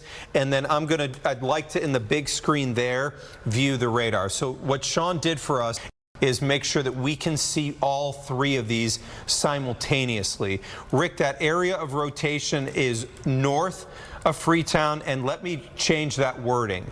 The tornado touchdown is north of Pershing. I'm going to head over to the weather wall here real quickly. We confirm tornado on the ground. And I want to explain one thing here for you. Many years ago, we developed a new type of radar in the meteorology field. We call it dual polarization radar. This type of radar allowed us to determine what type of precipitation particles are underneath a storm, or particles in general. This can help when we have sleet contaminating snow. This can help us when we're looking for debris. Why? Because raindrops will look different than a 2x4 or a leaf from a tree or the roof of a house. And so we developed this technique that we call a tornado debris signature. And if it is then applied accurately, which I will tell you, I am horrified at how erroneously this is applied, but when applied accurately, it's 95% accurate. So we then realize statistically, if this is right 95% of the time, we're going to use different wording, because now we know with a 95% probability that a tornado's on the ground doing damage. We went through a systematic analysis about 5 minutes ago that confirmed that this was indeed not an erroneous, but a factual tornado debris signature. Weather Service realized the same and upgraded to tornado confirmed, because there is a 95% chance of a tornado on the ground north of Pershing right now. That puts it in Bobtown 13 minutes from now and Redding around 18 minutes from now. Rick, let's go over to the analyst. I want to view this. I want to see where we stand versus where we were. The area of rotation is now cleared 135, so this is now a little bit east of Freetown. Freetown, I'm glad to say, I hope there's no damage in your area, but it's very likely that north of Freetown, by at minimum a half a mile, a tornado occurred. Now our area rotation's right here. Rick, let's take this back 2 scans so we can see where we were versus where we are. And I want to get 2 back on rotation. So what we have here are, and let's take this in 2 notches on the zoom if you don't mind. What we had here are the reds and the greens right on top of each other when we were north of Freetown. Now let's bring this off to the east just a little bit. Reds and greens are not as pronounced. Let's take it off to the east one more here, and the reds and greens are not as close together. It appears that an occlusion may be occurring here. Now Rick, if you could, give me a marker on that rotation so we can go back through the exercise. Does this have a tornado debris signature? New scan, latest rotation scan came back up. Yep. So what are we on the greens here? I'm going to guess we're 23 on that side. We're 44 on the greens. 44, around 40-ish on this side. And then 32 on the reds. So we're looking at about 60 knots of rotation, or 75. We're probably looking at what would be an EF1. Rick, you've given me the marker. It's buried in the rain. That's good for if there is a correlation coefficient drop. Let's look on the right side. Let me put my finger there. That's a tornado still on the ground right now, doing damage here northeast of Freetown by about 2.5 miles. Can you take me out just a little bit here, because I want to see what this is going to mean for Seymour. That area rotation is going to track north of Seymour. I would be most concerned between Seymour and the Jonesville area, but this is in the rural northern part of Jackson County right now. I'm glad to say that. But Rick, this also means that from a camera perspective, at night what that camera is looking for is a power flash. So with this being an open area, we may not get that power flash. Tornado continues on the ground. Weather Service just issued a new tornado warning on that. Let me get that new information on the new tornado warning just issued by the Weather Service. So that one extends all the way into Jennings County as well now. So the Weather Service 1207 confirmed, and that's the prior. Let me just make sure that we're getting the most recent on this one, because there's 2 tornado warnings out there. Tornado warning 1207, so that is the update. At 1207, a confirmed tornado was located 9 miles northwest of Brownstown, or 13 miles west of Seymour, moving east at 45 miles an hour. This is going to go north of the Seymour area, but we do have a tornado confirmed on the ground. I'm going to just step back. Rick, west-northwest or northwest now of Seymour? I would go just slightly west-northwest. Okay, so a tick north of northwest. Yes. So we're looking in that area right now. I want to take a look here again and just watch this closely. We really want to see if we get any flickers or flashes of light underneath this, because we do know that there is a tornado on the ground doing damage right now. So I'm doing what we're doing together here live. We're looking to see at the base. Step over to the wall here real quick. And Rick, can you just keep an eye, make sure that correlation coefficient stays? I just want to explain to you what we're looking at so we can do this together.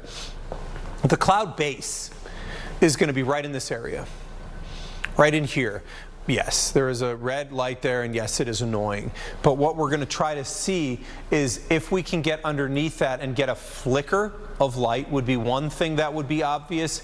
If you see a flash instead of up here from the thunderstorm, if you see a flash from the ground that extends upward, you notice that lightning strike we just saw was a lightning strike. We know that because it emanated in the cloud. If we see a tornado doing damage, we would see that emanate from the ground upward, because we know that is a power flash. This may be in the area, Rick, simply put, that there's no power in this area. Yeah, no power, but there's certainly something because it's lofting debris. Yeah, trees maybe for sure. Trees, maybe it hit an old barn. You know, a number of things that typically are in some of these more rural locations. But there is no doubt about it. When you look at radar and you match up reflectivity, high reflectivity, with an area of rotation, and you end up seeing correlation coefficients, which is this, that tells you that we have a tornado on the ground. But once again, you have to go through all the procedures and make sure everything else lines up before you say that this is a tornado on the ground doing damage. And we did that, and we know that. So confirmed tornado, ongoing. The actual warning has been drawn out. So now it goes through Jackson and also Jennings County. If this thing holds together, it's going to cross over south of Jonesville, and it could stay just north of Seymour. So let's hope that this one kind of threads the needle if indeed that tornado does stay of the same intensity. But for right now, tornado on the ground doing damage about, let's say, 5 to 8 miles north and east of the Freeman area. And we caught up on this one the minute it happened, Mark. And Rick, this is another view. That is so obvious, a tornado that's on the ground, and you can see some of these areas that it's approaching and even be way specific now. Okay, so we're talking about Spraytown, which is right here. It has just moved away from Spraytown, and this is traveling east at 50 miles per hour. So as we travel this off to the east, where is it going next? Bobtown. If you live in Bobtown, listen to me right now. I need you to go to your tornado safe place. Whether it's the basement, best place to be, or just the most interior portion of your home. You don't want to be out on the roads. You want to stay inside, and don't go out and try to film this thing. It is rain wrapped. You couldn't see a thing. This is North County Road 525 East, and then here's where it junctures with East County Road 800 North. Now this will eventually hit 65. Mark, if you could just draw or just drag this over. Rick, I'm just going to zoom out just a pinch so we can get one of those, a track on there for you. Okay, so here we are. Tornado debris signature, very evident, very clear. Mark's taking this one off to the east at 45, Bobtown 9, Jonesville 16. Jonesville, I know. This is the second time that you've had to take your tornado safety precaution. This one is definitely legit, and I know the probably already tired of me. I'd rather be tired than be in a dangerous situation, which a new scan, by the way, we have right now. Okay. Let me give you a new track on that, Rick, just because that's updated based on the new scan here. So I'm going to go to around 40, so we'll probably add 2 minutes to those. So again, Bobtown, now you're down to 3, Little Acre 8, Reddington 13, Geneva 23. And if this can hold together in the 20, it's going to cross over 65, a heavily traveled road at night. So this is something that it's really hard to get that message out there to people who are traveling up and down these roads. But that's why you got to stay weather aware and pay attention, because the last thing you want to do is be on 65 and drive directly into a tornado. There is a tornado on the ground doing damage just west of I-65 and will cross somewhere between Bobstown and Jonesville. And we're going to move the camera here a little bit further northwest. We're going to try a similar exercise here to see what we can view underneath that storm. And let me just get that focus a little bit tighter on that. At night, sometimes focus can be what we call a little soft. As you notice, the lights kind of look like little crescent moons. I'm going to tighten that up just so we can view. Again, we're looking at the ground interface. One thing I will note, this may have lifted partially because the rotation has come down just a little bit. So we have noted over the last 3 to 4 scans, the area rotation went from very notable to weaker, and it makes sense, Rick. This thing has now buried itself in the updraft. Now that said, let me rephrase that, buried itself in the rain. When it starts to wrap itself in rain, the tornado will go into what we call decay or demise. But that said, there is still an obvious debris signature here occurring. This is likely right now on the weaker side, but this is still a tornado. Look, I don't care if it's a weak tornado or a powerful. If it's heading towards my house and my kids are in there, I'm really worried. There's a new scan. I mean, that is right heading It is on Bobtown right now. I'm going to take you back over to our other radar source. Tornado is hitting Bobtown right now. And are you seeing rotation versus that last scan still coming down, or has it changed at all, or exactly the same? Let me just double check. Okay. It has. It's static, isn't it? It's pretty static. It's very similar. It's trying to tighten up a little bit. I will say There's that. the new one. And, you know, we're probably talking about if there's probably an EF0 or EF1 that's occurring right now. It may have been a little bit stronger here a little bit earlier. But, Sean, can we go back to the camera now? Because I'm seeing more flickers of light on the Seymour camera. Either take us into the 2-box with our weather source, because I can take that full. In fact, let's just do that. I'm going to take the Seymour camera here full. And what I'm going to do again is I'm looking underneath that. I'm looking at the ground interface to see are there any power flashes. This obviously we know from radar that there's a tornado on the ground, but visual confirmation from our camera, Top Schneck Medical, is obviously still taking it to the next level here. 5% probability that there's a tornado on the ground doing damage over the Bobtown area right now. If you live in Bobtown, you don't wait. You don't think, oh, I'm going to go to my safe spot in the next 10 minutes. You're there now. If you're not, your life and your family's life is at risk. Do not take that type of a risk. That can cost you your life. The rotation continues here directly on top of Bobtown. So we're not seeing flickers, which is good. That area rotation is heading towards Reddington now. So beyond where we were, where are we going? We're heading towards Little Acre and Reddington. And Rick, now we're in a scenario where we need to be exceptionally careful. This is about to cross the major interstate 65 in northern Jackson County. I'm going to head over to the weather wall here. At 12:22 at night. At 12:22 with no power flashes either. So, you know, it is driving on the road, you're probably not going to know unless you have some way of getting the warning. 65 right now, north or south near Little Acre. This is dangerous. This is potentially life-threatening as there's a tornado on the ground doing damage. This is crossing over Little Acre in the next 60 seconds to 180 seconds. Obviously is that we don't have anybody out on the roads right now. What we're going to do here when I head back over to the Weather Center is fire up our traffic machine. What we're going to do is look at traffic in this area. What happens, again, there's many layers of how do we know there's a tornado on the ground doing damage? How much damage is it doing? We go through these levels of what we see out there. Traffic, Rick, is one of those obvious ones. Let's use an example. 18-wheeler, he's driving down 65 right now, middle of the night. Maybe he doesn't get the warning. He's like, I'm going to head through Little Acre, and then I'm going to be in Seymour, no big deal. Truck hits now, maybe it's 60, maybe it's 80-mile-an-hour winds from this tornado and flips. We're going to see that on our traffic. Right, and so typically you think, oh, they watch just power outages. That is the only way. No. Like Mark just mentioned, traffic is another vital way where we can kind of keep an eye on things or see if there's actual damage being done without truly getting eyes on a situation like that. So right now, seriously, if you are in Little Acre, you got to be in your safe place. If you are in Reddington, you got to get there immediately. You just the minutes are dwindling. So let me give you a track on this as it tracks east at 45. The new scan does show debris still being lofted. The rotation's not quite as strong. Way down. That's come down. That is a positive thing. So now, and it may look like when you saw that debris, it looked more diffuse right now. So we may have lofted the debris. It may be falling out of the storm now, and the tornado may have lifted. That rotation. If that thing lifted just before it got to 65, this is best case scenario. That would be wild. Yeah, it does.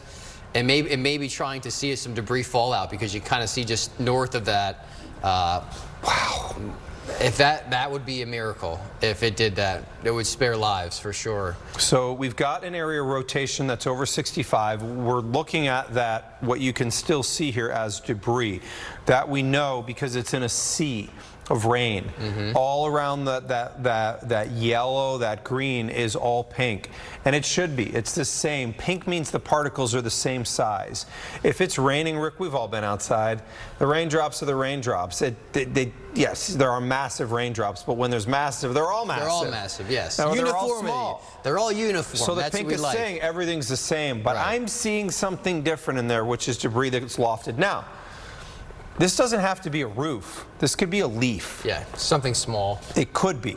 We hope that this is minor damage, but we know that it was damage. It has now officially crossed 65. I'm going to take a look north from Seymour. Our camera here is aimed due north out of Seymour. I'm going to drift it just a pinch east of north. And again, because this is crossing an interstate, if it was to hit something, we would expect to see some power flashes. I'm going to take this a little bit northeast of due north only because this is in motion here. So we would be looking on the bottom right part of the screen for flickers, for power flashes, things like that, if there is indeed a tornado on the ground here doing damage. So you're looking at this live with us as we're viewing what we're trying to determine if there is a tornado touchdown occurring right now. I will say this much, the area of rotation does appear weaker than it did 10 minutes ago or so. I'm just going to keep moving this a little bit further because we are noting some lightning flashes on the right part of that screen. So let's assess as we look.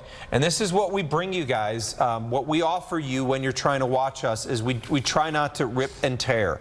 And what I mean by that is we always try to give you real-time live analysis. Our radar expertise is the product that we have, and that's what we're trying to share with you. If you trust us, then you're trusting that we're going to give you the most reliable, most accurate real-time analysis. And so let's look at this together.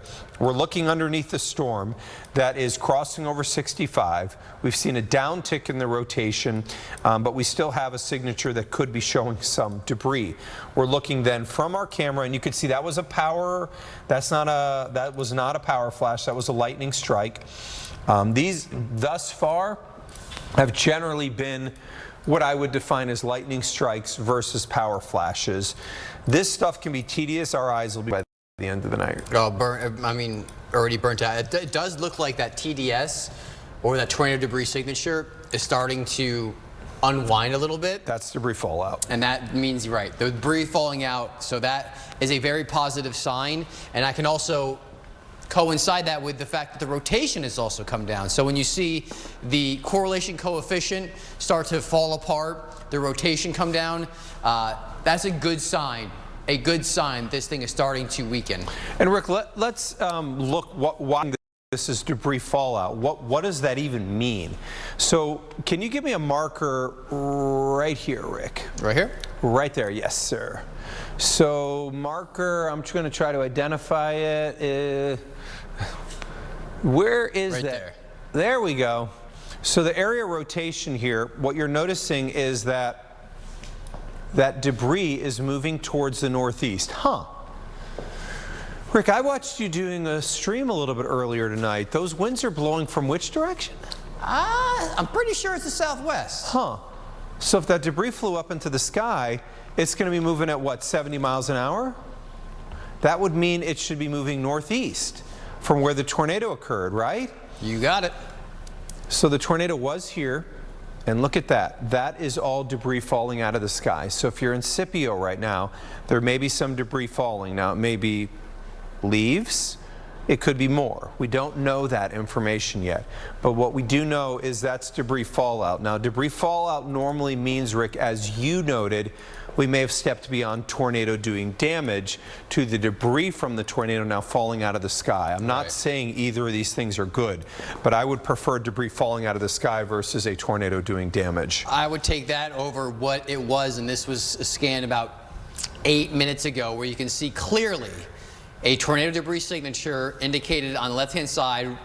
As I travel this forward, it holds, it holds, it holds, and then eventually, once it gets near Jonesville, that debris fallout process begins to happen. Yes. And Scipio, again, you may hear, or hopefully don't see because I don't want you looking outside, items falling from the sky, which may be small, could be leaves, could be some tree branches, you know, could be just, you know, pieces of an old barn or something like that. But it is starting to show signs now that the debris is falling out, that the rotation has come down, so that's an encouraging thing to see that happen, Mark. So now that we have the confirmed tornado, the Weather Service will have to decide, you know, do we downgrade this? Do we go back over to severe thunderstorm, tornado possible? But for the time being, this is the only warning that we have in our area right now. And let me just say, the problem with this is they went long fuse on this. Yeah. So the tornado warning goes until 1 a.m. as a tornado confirmed. I don't know that you can go tornado confirmed at this point. I don't know that you can go tornado warning at this point, but let's see what they decide to do. They're going to have to make some decisions. Sean, do you have any way to pull our traffic system? Because we know this crossed I-65. I don't know if you do, but I do want to show that we're not seeing any slowdowns in this area. So this is a positive. If there was significant damage as it crossed 65, we would see on the highway. We do not have that, so that's a positive there. And then below us, you can see, as we've been watching our camera in Seymour, we haven't seen any power flashes here. And Rick, we would not expect to see those right now because the rotation has come down massively. That crossed right near the Little Acre area near Reddington, and both roads there are still moving at normal speed. That's not to say whoever drove through there didn't have a white knuckle drive, but it doesn't look like anybody got blown off the road. Can you imagine that? No. Because wrapped in rain? I can't. No, yeah, that I would not put that. Okay, it does appear as though they went back over to regular tornado warning. Based on... So they have moved back. I'm going to see if they kept the time here on this again. I'm not sure you can justify it staying through 1 a.m. where we are right now, but nonetheless, you know what, whether we're doing a stream here, whether we're live on TV, it doesn't really matter. One way or the other, we're going to cover this. And we assume in the middle of the night, 12:31, if you want to, you know, watch something, the one thing we're worried about, if the World Cup was on tonight, what we were going to do. Because, look, the World Cup is a once in 4 year event. You know, when we go into, let's say, NASCAR, we get angry people. If we have to cut into the World Cup, that's a once in 4 year event, we're going to have super angry people. And just understand we're cut in either way because lives matter more. But we don't want to make people angry. We really, really, really, really don't. And so we're fortunate that the Colombia-Uzbekistan game was on Fox Sports 1 tonight, so we didn't even have to worry about that. Debris fallouts occurring in Scipio right now. We do not feel that there is a confirmed tornado on the ground right now. And still, from an analytics standpoint, look at what's coming still. I know. We definitely are seeing what is the future for Louisville. Yeah, some people have asked me when. 4 a.m. 4 a.m. is when this will be here, approximately. I want to animate but it's lining this up for sure. Yeah, we've been kind of waiting for that to happen. But it's lining out. It's doing what we would expect. Right. The tornado threat, you know, if you're in Louisville, and I'm seeing this on our stream, so you may not, you may know, we are on TV, obviously. Rick DeLuca is streaming this on his Facebook page. I am on mine. If you don't follow me, it's Mark with a C, Mark Weinberg on Facebook. Click like when you get there, and what will happen is, when we're not on TV, we will normally stream because we have that ability, and there's just way more places. If you don't follow WDRB News on YouTube, you're making a mistake, because also, you're going to be able to watch that. YouTube, what we have found, Facebook, a lot of people are viewing like this, Rick. A lot of our YouTube viewers are putting it up on an app on the TV so they can watch it full screen. I'm guilty. You do? You've watched YouTube? Yes. Oh. I didn't know. I thought I knew you. Yeah, I thought I knew you really well. I do. Listen. I don't like looking at tiny little screens because my eyes hurt. So I really want to sit back. I'm getting old. You are old. I want to sit back. Says the guy who's sitting here like this sometimes. But, well, yeah, you're going to get you some glasses soon. Some bifocals. Here's the thing: without my contacts, and I can read like a 12-year-old. I'm with my just contacts, saying, and I can't read anything. Listen, pretty soon your font on your phone's going to be this big. No, it's not. It's no, coming. it's not. Don't you do that to me. Okay, we'll see. But anyways, you know, obviously we're a little more calm and relaxed now that we are not seeing that debris signature inside that storm. And the rotation is right. Pathetic. Now, let's be clear. There's a tornado warning. right? There still is a tornado There's still warning. a tornado warning. I just think the Weather Service in Indy had a hard time going from confirmed Agreed. down to nothing. I mean, but that's how these situations kind of unfold. The rotation is really not good. It's Scipio, but in Geneva, but I mean, let me do a scope in here. I mean, why not, right? We're live. There's your scope. Right. I mean, And this is still till 1 o'clock in the morning. You know, the Weather Service. Yeah, I'm going to message them, by the way, too, here real quick. I mean, they're great at what they do. I think at this point this should be a severe thunderstorm warning. If you want to keep the tornado possible tag, then so be it. We're not seeing any signs of rotation that you need to be concerned about.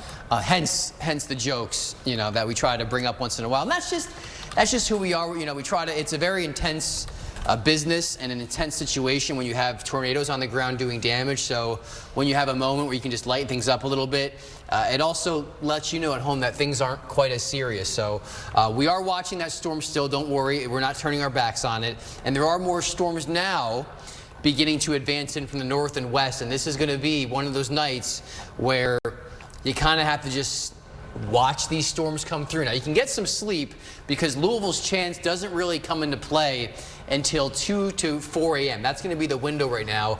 And keeping it a rather large window, just because until those storms start to make a lot of southern progress, we don't want to say for sure exactly what time. But that's kind of, you know, the range. And they've moved slower, Rick. You know what? The reality here is this has definitely moved slower than the data indicated. It's impossible to ignore that fact. It is, and also some of the high-resolution data hasn't initialized the storms in the right place. So sometimes you can't believe what some of the data and future radar is saying. So but that's what we deal with. I mean, this is the reality of meteorology. It is, and it's the reason why we are here watching these, because we know how quickly things can change. We know the environment is ripe for severe weather. We have a lot of wind energy. We have the instability, and you know, all you need is that forcing mechanism. And we are just waiting for that front to get closer to us. But for now, a lot of the storms are confined to southern Indiana, which is where they've been for almost 2-3 hours now. And go for it, Mark. No, I mean, the area has been a repeated strike area, like kind of what you alluded to. I mean, you're probably feeling some fatigue if you're in Jackson County. This is 2.0 of an hour ago. In transparency here, rotation has come down absolutely markedly. And I know if you're in North Vernon right now, you're like, can you update me on tornado warning? Absolutely. It freaks you out. When we look inside here, we see virtually zero rotation because what we call an occlusion has occurred. Can it recover? Unlikely. And the Weather Service obviously agrees with us. I messaged them in the chat. I'm going to read you exactly what I wrote just because. I said the rotation completely tanked in Jennings County, full occlusion. I put severe with TOR, and they removed.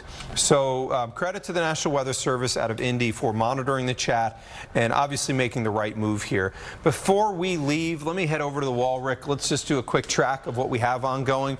And what we will do is we'll return you back to programming. If necessary, of course, we will come back in. We'll probably rest our voice for a little hour. You'll probably see a couple of cups behind us. We're both trying to drink a little bit of tea because we know this is going to be a long night. If you're in Louisville, we're going to need to be more weather aware between 3 and 5 a.m. Rick's going to be here until 2:30. Just so you know, we have to stagger. What we need to do is make sure that Rick can get some rest for tomorrow in case I have to stay here too late. Matthew's going to be coming in at 2 a.m. Matthew and I would then work through the storms until the storms leave the area. If it's necessary for me to stay really late, then Rick would come in and do the 4 o'clock tomorrow. But as I say this a lot, this is how our team works, and I just want to use that word one more time, team. You will find at WDRB we're not individuals. You know, obviously my title is Chief Meteorologist, but this is not the Mark Weinberg Show. It never will be. We believe as a group that we are better with 5 individuals than 1 individual. That is just simply the way we do it. And the people that we have brought at WDRB on our meteorology team, we feel we have experts in all slots. So each one of the people that you see, you will hear us talk a lot because we trust the expertise in the individuals, and we know that as a group of 5 people, we are smarter. That is simply the way we work, and I can tell you that I work with a group of Mets that are incredibly dedicated to what they do in the craft and keeping you safe. So we have more thunderstorms coming across from Vincennes. These are severe thunderstorms here. And Rick, I want to take this wider so we can animate and speak to a concept. Conceptually, there is no rain here.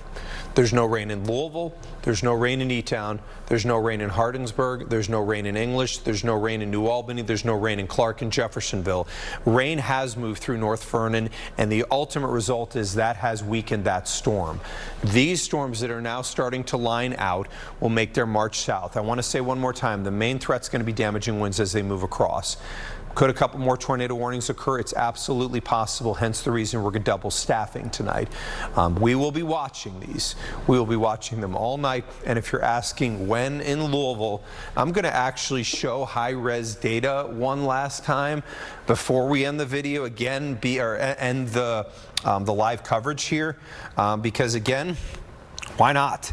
If you're in the middle of the night watching, you're wondering where. So is the location at 12:30 accurate or erroneous?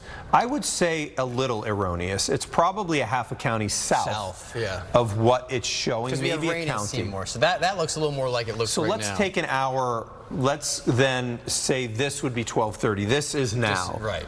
So that way we can get what we believe is a little more accurate. So that would put it at 2:30. Areas from Madison through around, let's call it Henryville. Let's go to Salem, and let's go to French Lick and Paola. Yes, it says 3:30. We believe it's erroneous by about an hour. That's going to put that then moving through Louisville somewhere around 3:30 to 4:30. That's going to put that then near around Hardinsburg, through around Elizabethtown, through Bardstown at around 5 a.m. Yes, the data shows 6. We believe that time may be a little erroneous, and then it's moving in the southern part of our area for the morning drive, including areas like E-Town, Munfordville, Greensburg, and Campbellsville. It is 12:41 at night right now.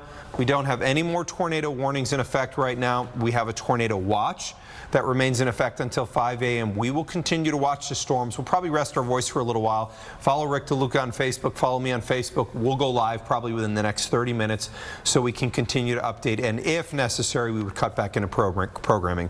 So keep it right here on WDRB for continuing weather updates. Can last a lifetime. That's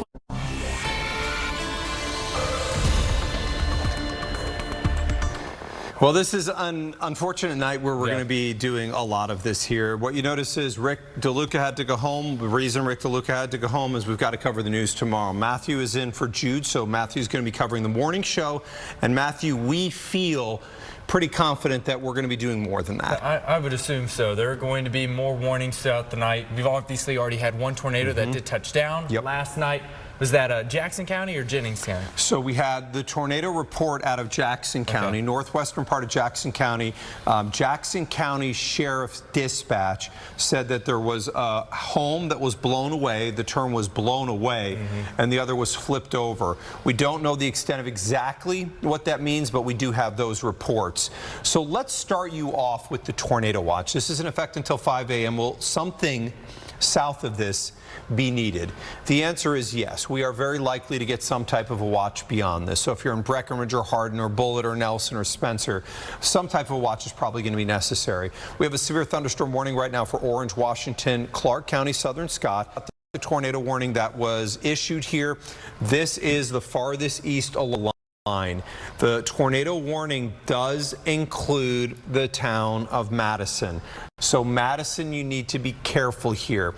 What you notice is the line is now starting some progress south. And Matthew, what we note is where that surge is, where that arc occurs near around Deputy through around Scottsburg, and then flattens towards Smyrna. That area of rotation that you are looking at is right inside of there. And I'm going to come over to the animal. you can assess what you're seeing in terms of rotation. Tornado warning justified? My argument is yes. I would say people between Paris Crossing and Blocker especially really need to pay attention to this, especially just north of that intersection of, what is that, State Road 3 and I believe 256. Yes, 256 there in southern Indiana. You may have just seen that little icon pop up. That's a little rotation icon. So GR analysts saying that rotation is tightening within this storm. We're starting to see a notch. The western side of the storm, again, right at that intersection, starting to bow out a little bit, and we're starting to see our gate-to-gates go up some with some higher and that's noting what you're noting, that area 256 and Indiana 3 are right on that junction north of it by a half mile is where that rotation is very notable. So it's just passing east. It's just north of New Frankfort, but passing east of that area, it has crossed over and is directly over State Road 3 there in Indiana, south of Deputy. Those that are in Smyrna, you're inside this warning, rightfully so. If there is going to be a tornado that forms on this, it is going to be very likely Wakefield, Smyrna, south. So right along North Deputy Pikeway, I believe. Yes, that we need to be paying attention to that road and south especially, because this is going to be West Deputy, I should say. West Deputy Pike Road. If you're along that and south of it, this storm in particular is dangerous for you, potentially producing a tornado within the next probably 10 minutes or so. We've seen a little bit of tightening as this line is starting to bow out some. And Mark is putting on a tracker for us here. It's moving at 30 miles per hour. So within the next 15 minutes. It's closer to 45 to be clear, but I just couldn't drag the thing far enough. So in about the next 12 minutes or so, it would be in Wakefield. Yeah, exactly. Less than 20 Smyrna, and then midway within the next 20 to 25 minutes, it should be in your area. So this is moving due east. With the latest scan that just came in, I do think that it's starting to tighten as it's crossing over State Road 3 there, Mark. I would agree. And, you know, one of the things that I note here is the magnitude of rotation is notable there. But as you said, it was a little bit more diffuse. We're going to have to see in the next couple of scans, does it indeed tighten up? These are things that will become very important as we analyze whether this does produce a tornado or if this is severe with tornado possible. We need to be careful if we're south of Deputy along Indiana 3. That area of rotation is right between Deputy and the Blotcher area. You can see here's Wakefield, here's Smyrna, here's Republican. That area of rotation making its march off to the east. Matthew, what I want to do here briefly is I want to go over to the analysts so that we can look and see if we're getting any debris being lofted. Of our way that we assess and analyze what's going on around the area. But that area of rotation right now sitting right on top of the Deputy area. So we're going to show you a different view of this. The analyst is what we like to look at to assess tornado potential. So here's the core, or the body. We can see that there is a little bit of hail now that's pulling around that storm, and you can see that there's a rear flank downdraft. This right here, the fact that it's bowing eastward, tells us there's a push of cool air behind this storm. What that can do is help to wrap up the area of rotation. Matthew, let's toggle briefly here between rotation. So here's the area of rotation along 3, and let's now toggle back.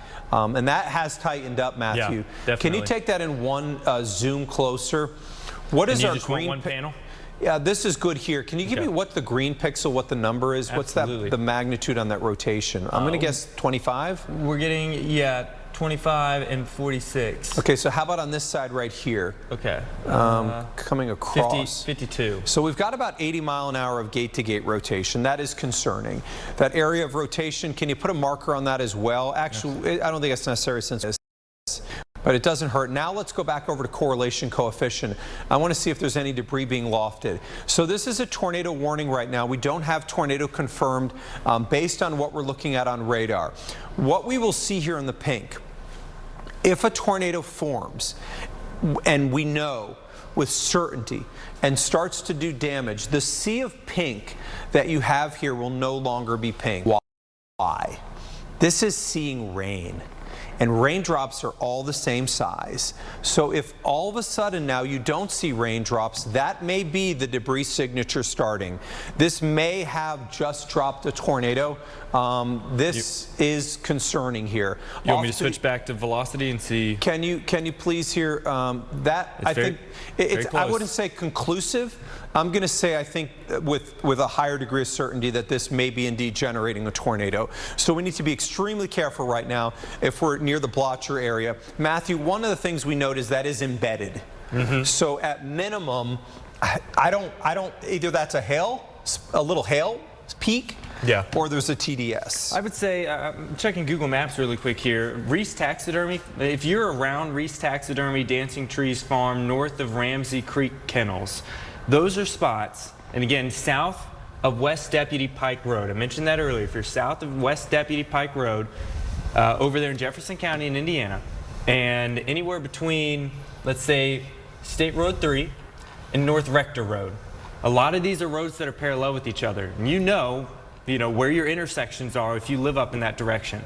If you're between State Road 3, North Rector Road, and south of West Deputy Pike Road, you've got to be in your safe place, because this very well, if it hasn't already put a tornado down, it very well could soon. Mark is going to be checking the national weather to see if they're seeing a debris signature on here. It's close. That next scan's going to tell the story there, Matthew. Switch back to CC. It does look like It could be mirror. It does line up with our latest scan of the velocity. And the only hard part here is could that be a little hail contamination? spike? Yeah. Could that be a little hail spike? If that was entirely circular, I would say without question. I understand. But I think I would say still, I'm going greater than 50% that is a tornado debris signature. I just can't say with 100% certainty. But this escalates things.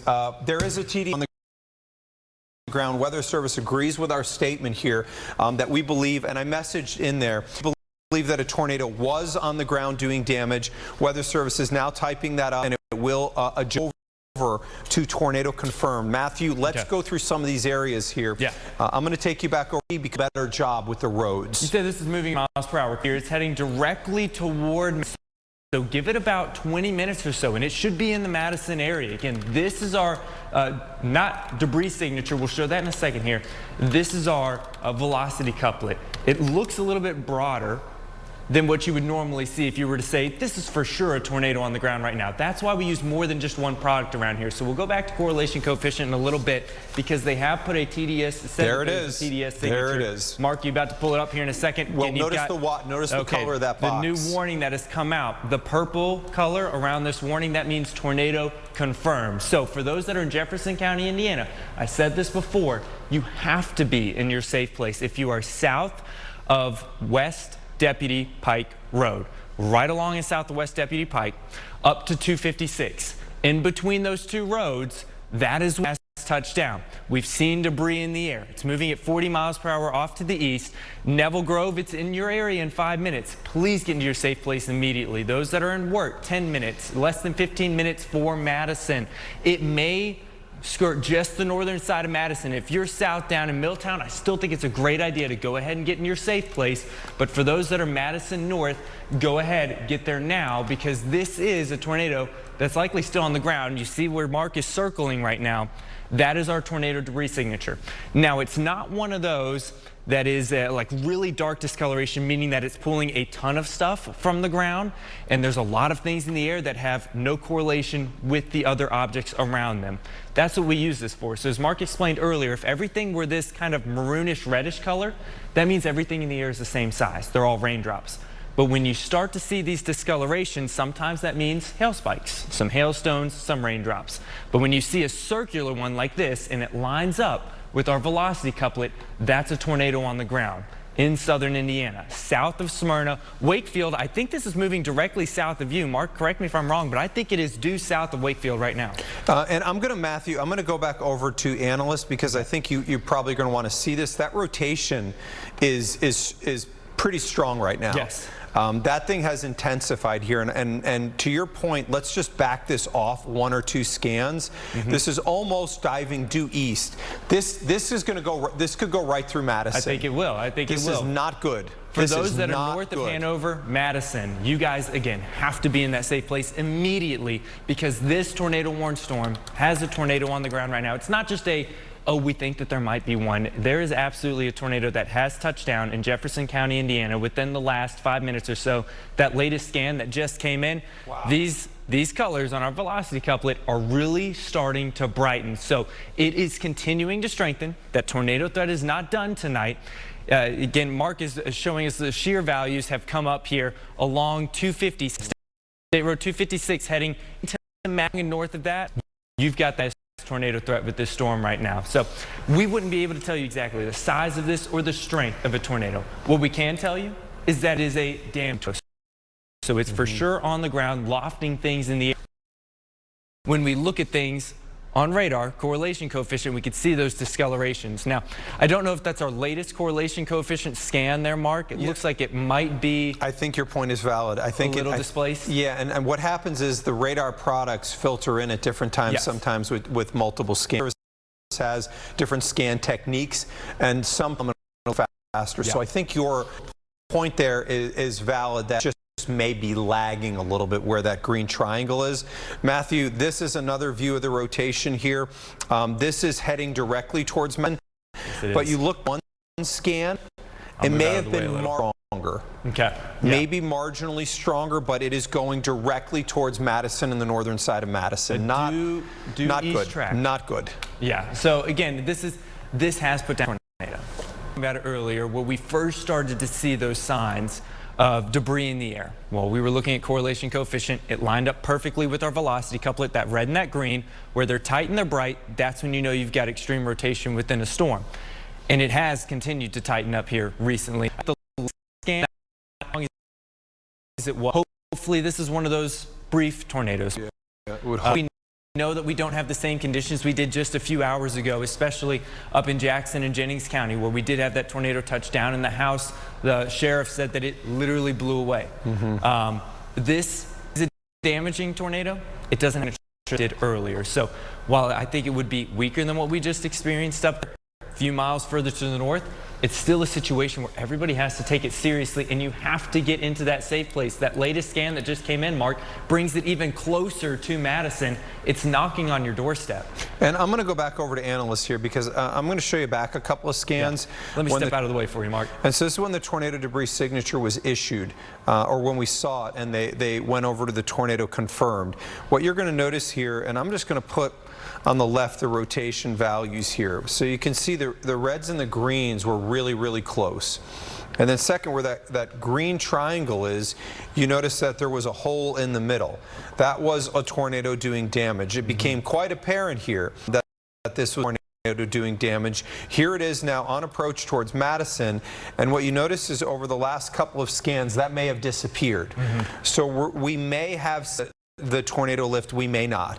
But either way, I'm going to tell you, the minutes away from being in Madison, Indiana. Downtown Madison. If you're on the western side of Madison, Indiana, right there. Let me check this road real quick, Mark. You've got to be in your safe spot in Madison. State Road 62 on the western side. You've got 120 seconds. Yes, western side of Madison, State Road 62 in that intersection with 256. With State Road 56, I should say. You guys have to get into your safe place immediately, Mark. So as we look at this, what we now are going to analyze and look for is, as this goes through Madison, obviously this has been enough to generate a tornado. If this produces in Madison, what we would see is immediately on the pink here, it turn either yellow or blue. If we see it turn blue, we know it's lofting debris for sure going through Madison. So in Madison, Indiana right now, you've got to be in your tornado safe spot. I need you to be downstairs. I need you underneath something. I need you in the center part of the house, and please, at all costs, keep away from windows. Matthew, could we go over to Storm View HD here briefly as well? HD is just going to help us a little bit more when we're looking at the exact location of roads. And Matthew, can you scope in there so we can just get that rotation that is in the Madison area? If you're in Madison, you need to be taking your tornado safety precautions right along Indiana 256. It takes a little bit of time to get in, so this is likely in Madison now. Madison getting hit by National Weather Service has a tornado warning with tornado confirmed. What we have seen is that would say for sure whether a tornado is on the ground or whether this is a warning has lowered a notch. it was apparent about 2 scans ago, which is 4 to 6 minutes ago, that we were sure there was a tornado on the ground. At this point, that signature is a little bit less, but Madison, Indiana, please be in your tornado safe location right now, away from windows. There may be a tornado hitting downtown Madison right now. These next couple of scans will be absolutely crucial. Let's go back over to analysts to see if we're getting any changes in the correlation coefficient to determine whether there's a tornado. Matthew, it does look like a cycle maybe occurring here. What's interesting is I note that on the diffuse area here, we have notable rotation, but then there is also a little tight band on the inside of that. That now is as you said and I said, this is downtown Madison. Yep. So what we're waiting for now is this to update, and I think this is going to tell us a huge amount. We're going into a heavily populated area. Weather Service just updated their tornado warning. Obviously, they're staying with tornado confirmed on this, Matthew. So I think they're nervous. I wouldn't pull back.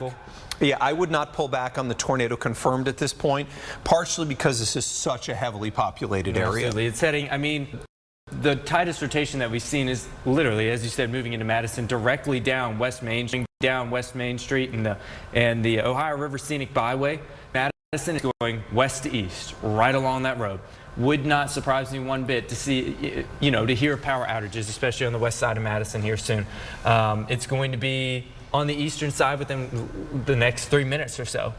So just because you're east of Madison and outside of that warning, let's say Milton, north of the Ohio River, I'd still go ahead and get into your safe place. You don't have a warning right now, but it's going to be in Milton, north of the Ohio River, in Jefferson County, Indiana, within the next 10 minutes. Milton, south of the river, you too, go ahead and stay there in your safe place. I know that the most likely area of rotation is north of you, but it's only by a couple of miles, a few miles.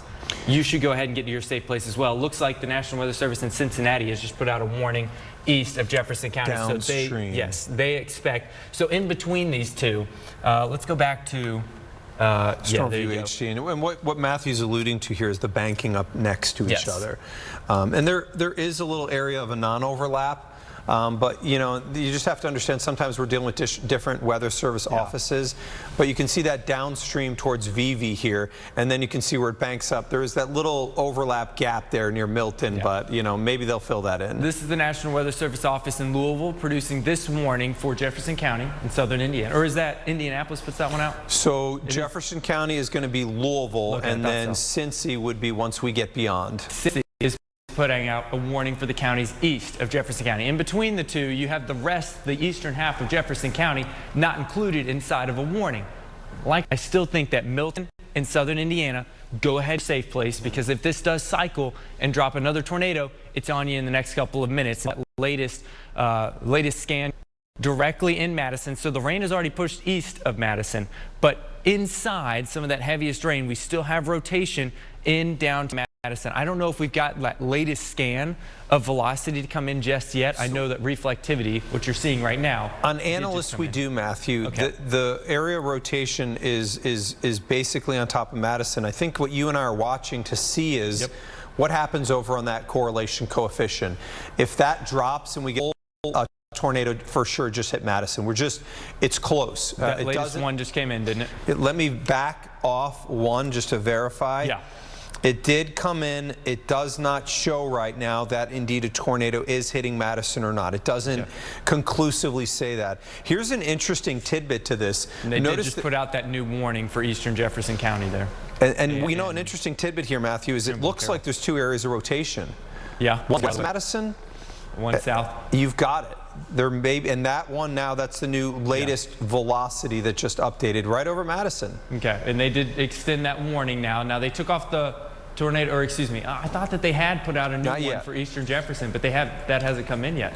I'm slightly surprised that they haven't, especially since National Weather Service in Cincinnati has already put out a warning for VV and for Carrollton. They did, by the way, Matthew. I'm going to take you back over to HD. Okay, yeah, there we go. You can see they filled that in with tornado confirmed. And they did, yes. So they reissued not just a tornado warning, but tornado confirmed, because we did have a tornado on the ground 15 minutes ago at max. So 15 minutes ago, just west of Madison, there was a tornado on the ground. Now that circulation is directly over Madison or pushing east of it as we speak. Now, Milton, you're in the rotating winds are going to be behind by about 3 to 5 minutes. So you're getting the heavy rain in Milton. It's going to be moving through Carrollton within the next 5 minutes or so, but the rotation itself is lagging behind just a little bit. A lot of times we will see that rotation basically as soon as that rain hits you, or within a minute or so.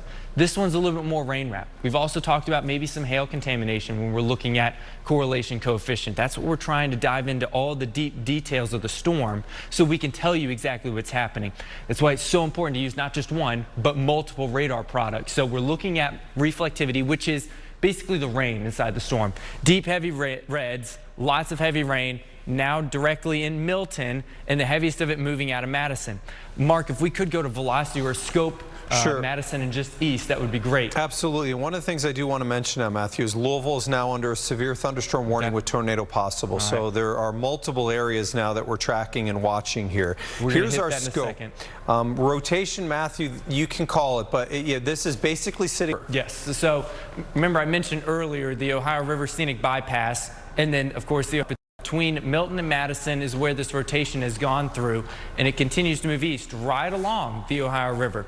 Still have tornado confirmed warning for Milton, Indiana, there in Jefferson County. And then for those that are east, the National Weather Service in Cincinnati has put out another tornado warning downwind, just to give their folks a little extra heads up. Mark, do you want to, like, this rotation has tightened at all over the last 5 minutes? I'm going to agree with you on that, and I think that I don't think that I can guarantee that there is a tornado on the ground right now.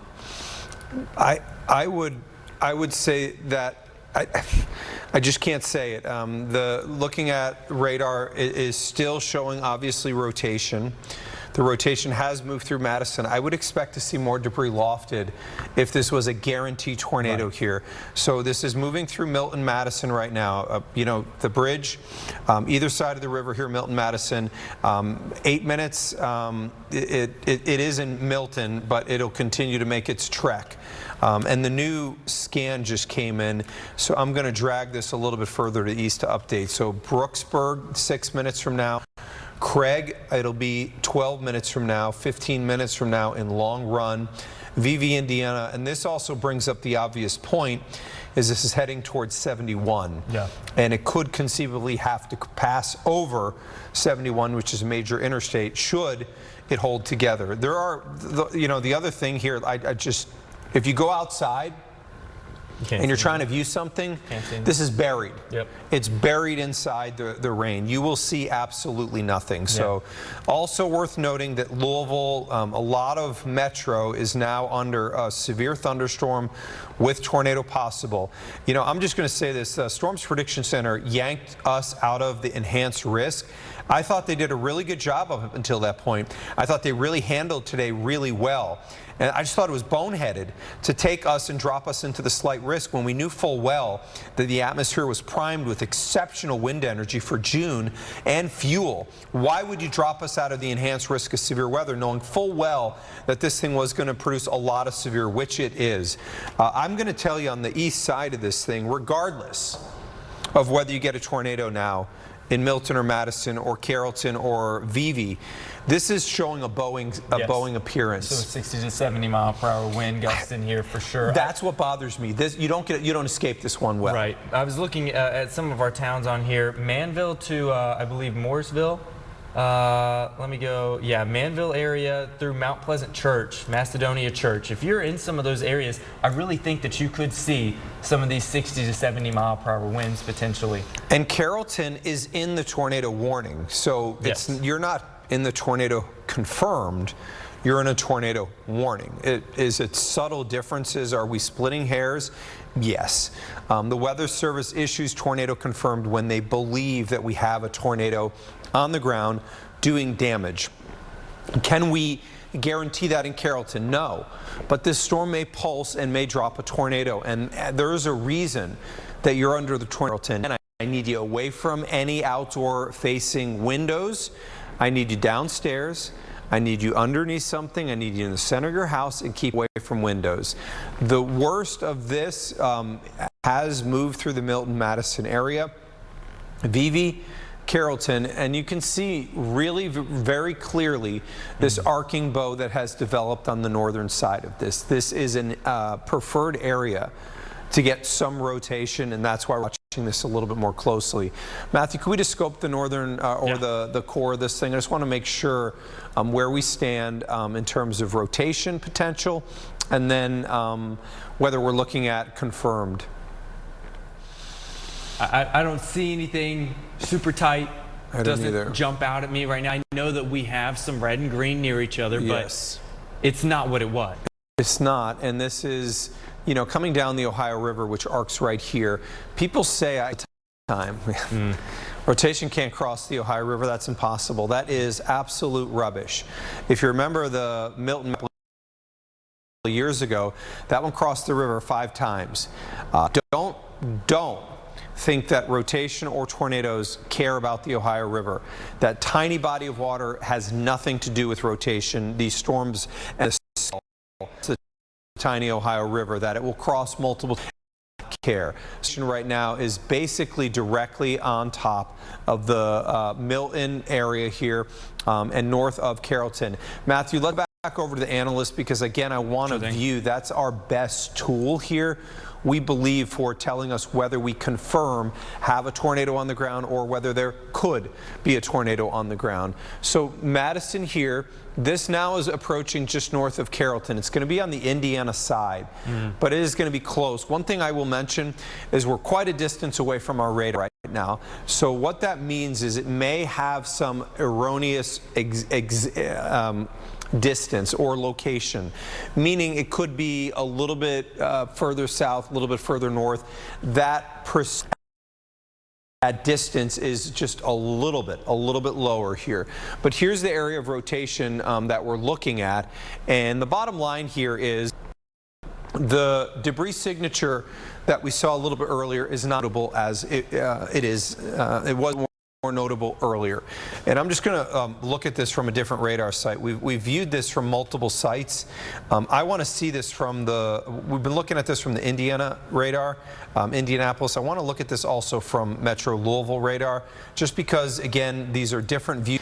It can also help us to get a better sense of what is occurring here. But interestingly enough, when we know that a tornado did touch down, and the Louisville radar were both showing that. Absolutely. So what I'm going to pull up while you do that, pull up Storm View for now as you're checking that. This again, reflectivity. You're looking at the rain of the storm as the overall picture, and then we've scoped in on velocity to see winds moving toward and away from the radar. We do have red, we do have green, right up against each other. However, they're not as bright, they're not as tight as they were just 15 to 20 minutes ago. It was about 20 to 25 minutes ago, Mark, that it had put down a tornado in southern Indiana right along or very close to State Road 256 and West Deputy Pike Road. In between those two, that is where we had a tornado touchdown, at least briefly. We could see a debris signature. We know things are lofted up in the air. Brooksburg, this rotation is directly over you. Carrollton, you guys are underneath the tornado warning. Go ahead and get to your tornado safe place in case this does drop another one soon. Now, it's not necessarily, it doesn't look like it's immediately going to do that, Mark. We saw signs originally, again, about 20 minutes ago, that things were ramping up quickly. Now things have calmed down some within the storm, but not entirely. It's not done just yet. I'm going to go back to GR Analyst. I know you're looking at some things there. Yeah, so where we are right now is the area of rotation again, basically on top of Brooksburg. The area of rotation, while it is nowhere near what it once was, it is now near Brooksburg. So you can see, look, Carrollton may not even have to deal with the tornado out of this, but I'm going to tell you, Carrollton hellacious winds of 60, maybe even some 70s. And I want to be clear. If this is an EF0 or EF1 tornado that has, let's say, 60 or 70 mile-an-hour winds, or it is a straight line winds, it's going to do damage. The trees are in full foliage, and you need to take this very seriously in Carroll County, whether or not you get a tornado. Also, I will note you're not going to see anything. It's buried. The rotation has notably come down. New scan right now shows it still doesn't increase. think we're looking at primarily a damaging wind now with some near the Brooksburg area, but it is not what it was. There's no question, there's no argument. The rotation has come down notably on this. Now, will it come back up? You know, I'm going to argue that the likelihood of that may not be great because it is somewhat embedded, but it's not impossible. New scan just coming in. It's between Brooksburg and Carrollton. So Carrollton is obviously on the Kentucky side of the Ohio River. This is going to stay just on the northern side of the river there. So it does look like more of a straight line wind than the tornado, but it's so close to Carrollton, Matt. Close. You definitely have to take this one seriously. I would absolutely say so. It don't like if they're only calling out quite a few different roads like we were doing earlier. For those that are interested, you're like, you know what, I'm in my safe place. When can I get out of this? Well, if you're on, let me call out a few, Green Valley Road, if you're close to Patton Hollow Road, those that are on Garland Road, and all the way up to Spring Branch Road. Within the next few minutes, this area of rotation, although it has weakened significantly, is over you. Go ahead and stay in your safe place. If you're further off the east, let's say that you're a little bit closer to North Windy Point Road, those that are over North B Camp Road, and also North Roberts Road. Basically, if you are west or to Milton and Madison, you no longer have a threat for you west of Brooksburg. But Brooksburg and east, that tornado threat still very much so exists. Mark. Trimble County, Bedford, Kentucky area measured 56-mile-an-hour winds on the Kentucky Mesonet when it moved through. We think that is very, very legitimate here. And that wasn't even the strongest of the winds with this storm. Correct. It was not. It speaks to this conceptual model that we are going to see strong winds no matter how you work around this. I want to show you what we have on StormView HD right now. So I want to also focus beyond just the tornado warning because Louisville is under a severe thunderstorm with tornado possible. We use that when we don't think it meets our criteria for a tornado warning. So it means that, hey, this storm is showing some signs of rotation. We want to let you know that a tornado could form at it with little advance notice. So if you feel just that you want to be a little extra cautious on it possible, and I'm going to tell you, I can count a lot of instances where we've had tornado touchdowns with this type of a warning. Then you need to go ahead and take your tornado safety precautions immediately as this moves towards Louisville.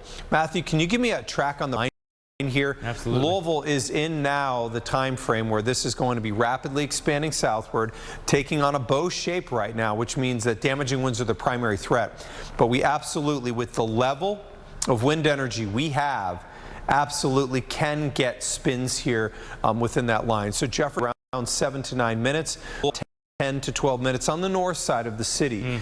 That puts it in J-Town, which is going to be a 64. I'm going to say in the 18 to 21 minute range. It'll be near the Frankfort area. I'm going to say 27 to 35, and Shepherdsville around 32 to 39 minutes from now. So the northern side of Louisville, you're talking approximately I'm going to say 12 to 15 minutes, which would put it very close to 4 a.m., which when this whole thing began, we told you close to 4 a.m., and that's what it looks like is going to happen here. Remember, we still have a tornado warning in effect for our northeast counties, or did they cancel the tornado warning? Let me double check. I'm not seeing it on the bug here, which would normally mean that they've pulled it. I'm going to head back over to you. We've still got the one confirmed in Jefferson County. It still says that it is up on all. Just in the Weather Service to see in the where they earnings for us and see if they've done a cancel on any. A tornado warning, but it was the one that was east that included Madison. So Madison no longer underneath the threat. Right, and then let's go to Wilmington and see Wilmington if they've continued with their tornado warning. Weather Service offices, but one of the things that we have to deal with in our area, we get weather services from Louisville and weather service in Cincy. So from what we see here, Jefferson County and Trimble County, the tornado warning canceled. Carroll County remains under the tornado warning. The tornado warning for They just dropped the one for Eastern Jefferson. so that makes sense with what we're seeing here. Yes. Tornado warning from the National Weather Service Cincy includes Carroll County area. That tornado warning is until 4:15 a.m. Eastern. We will see if that is allowed to hang. But Matthew, it's worth also noting now that the tornado confirmed does not include any portion of this line anymore. Right. Not to say that the threat has gone away, but we've backed away from, hey, we know there's a tornado on the ground doing damage, to we think that this could drop a tornado at any time. These are levels of confidence. I don't mean or you change what you're doing. If you're in Worthville, yes. If you're in Vevey, or if you're in Warsaw, you're still taking tornado safety precautions under the circumstances that we have. And you can see from our Lynn family camera, that is unbelievable. That shot is going to be absolutely insane. This is, we just installed the Lynn family. Can we take the Lynn family full? Only because we have not, this is the first time our Lynn family camera has had an opportunity here to look at a severe thunderstorm approaching, and the lightning is going to be absolutely wild. So this camera has a little bit of different settings on it than our downtown camera on the 800 building. So what this one does really, really well is exceptionally good detail in low light. So this one in this instance should be crazy. I'm going to move this a little bit further north so we can watch to see as this comes into Louisville, and I can guarantee you that camera is going to be shaking some. Let me show you as we have multiple cameras looking around our area, the view from the 800 into the severe thunderstorm that's approaching Louisville. We have a severe thunderstorm warning that goes west of Louisville approaching Corydon. Let's have a look at a Corydon right now, and this is a camera we'll normally know if damage is done because the camera power goes out pretty comfortably in this one. So that one, looking at some of the trees there, movement on the trees, nothing that's getting too crazy right now. Matthew, this is, you know, in Louisville, we're pretty close to go time in the Louisville area. Let me just take off those numbers, but that's southwesterly wind. Yeah, 25. Middle of the night. Yep. 25 sustained. And that's why we're so warm. We're still sitting at 82 degrees. If we didn't have this rain moving through, middle of the night. Yeah. Yeah, this is close to our average daytime high for this time of year. So this was, if you were to walk outside, which of course I did this morning heading into work, you walk outside and you just feel the air, and you're like, whoa, man, I think something could happen. I mean, this is the scenario. This is the perfect setup for all this. There's a heat index. 6 degrees at 3:51 in the morning. Yeah. I mean, this is impressive stuff. And so what happened here is we still have a ferocious wind field.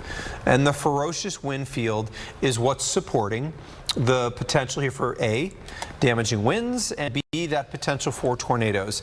Like I said, this camera is going to be a really watch as we see these storms approaching. This should give us a great view.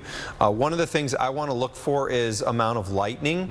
It does appear that maybe a touch downward in the lightning, but we see strikes here from time to time.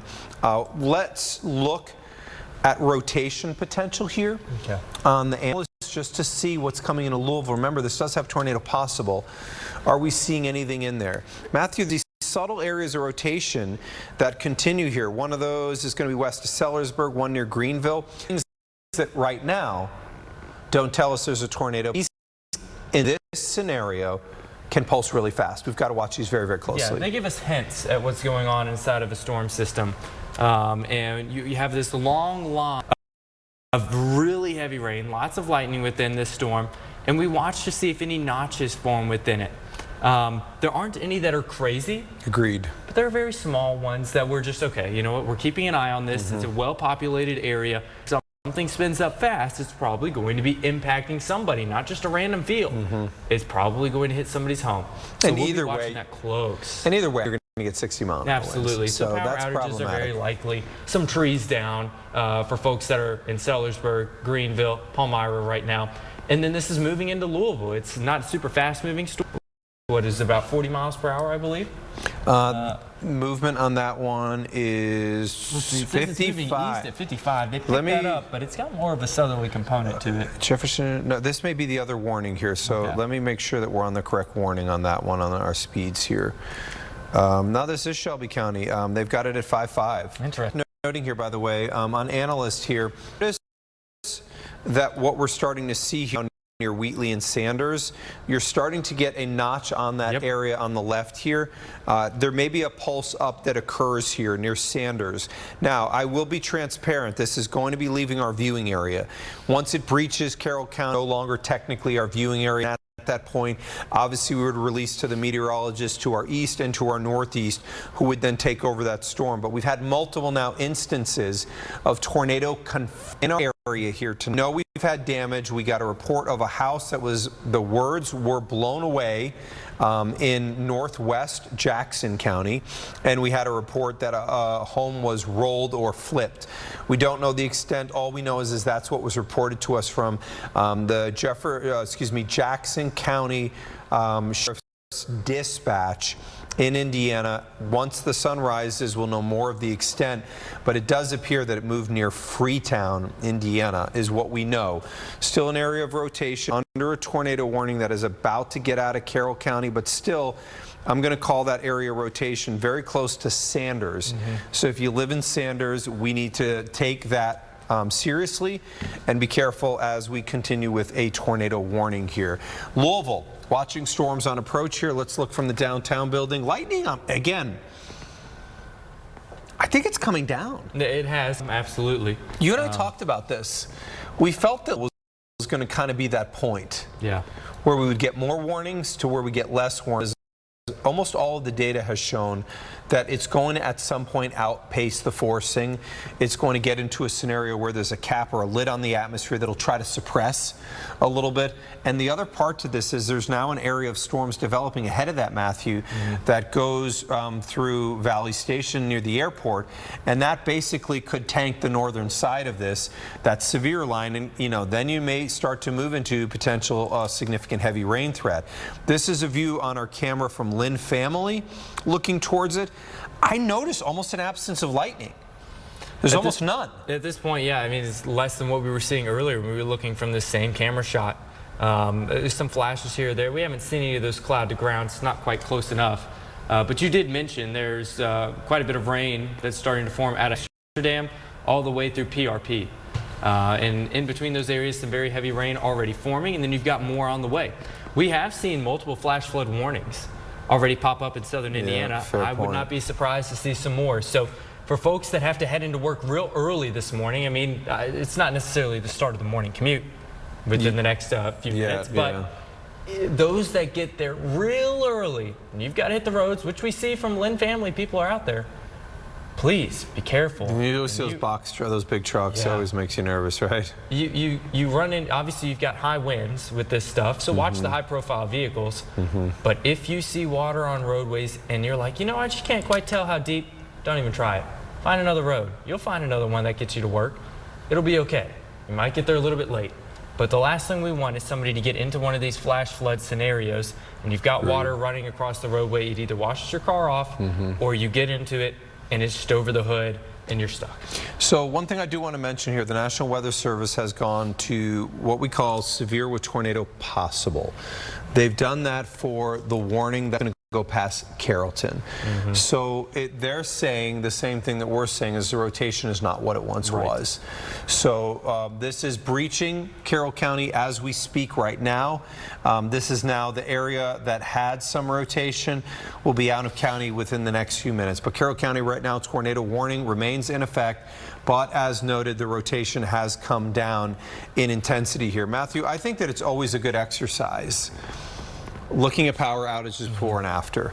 So the baseline here is 762. Why is there 762 people without power? There have been strong winds here this evening. We did get, my boss reported that he was actually without power. Barry was out without power out of Clark County. So we know that the winds are strong enough to do some damage. But this is going to give us a baseline of before and after the storm. And I think this will be 62%. Oldham has 174 without power. We will watch this. We'll come back and take a look here as the storm goes through Louisville and what it looks like afterwards.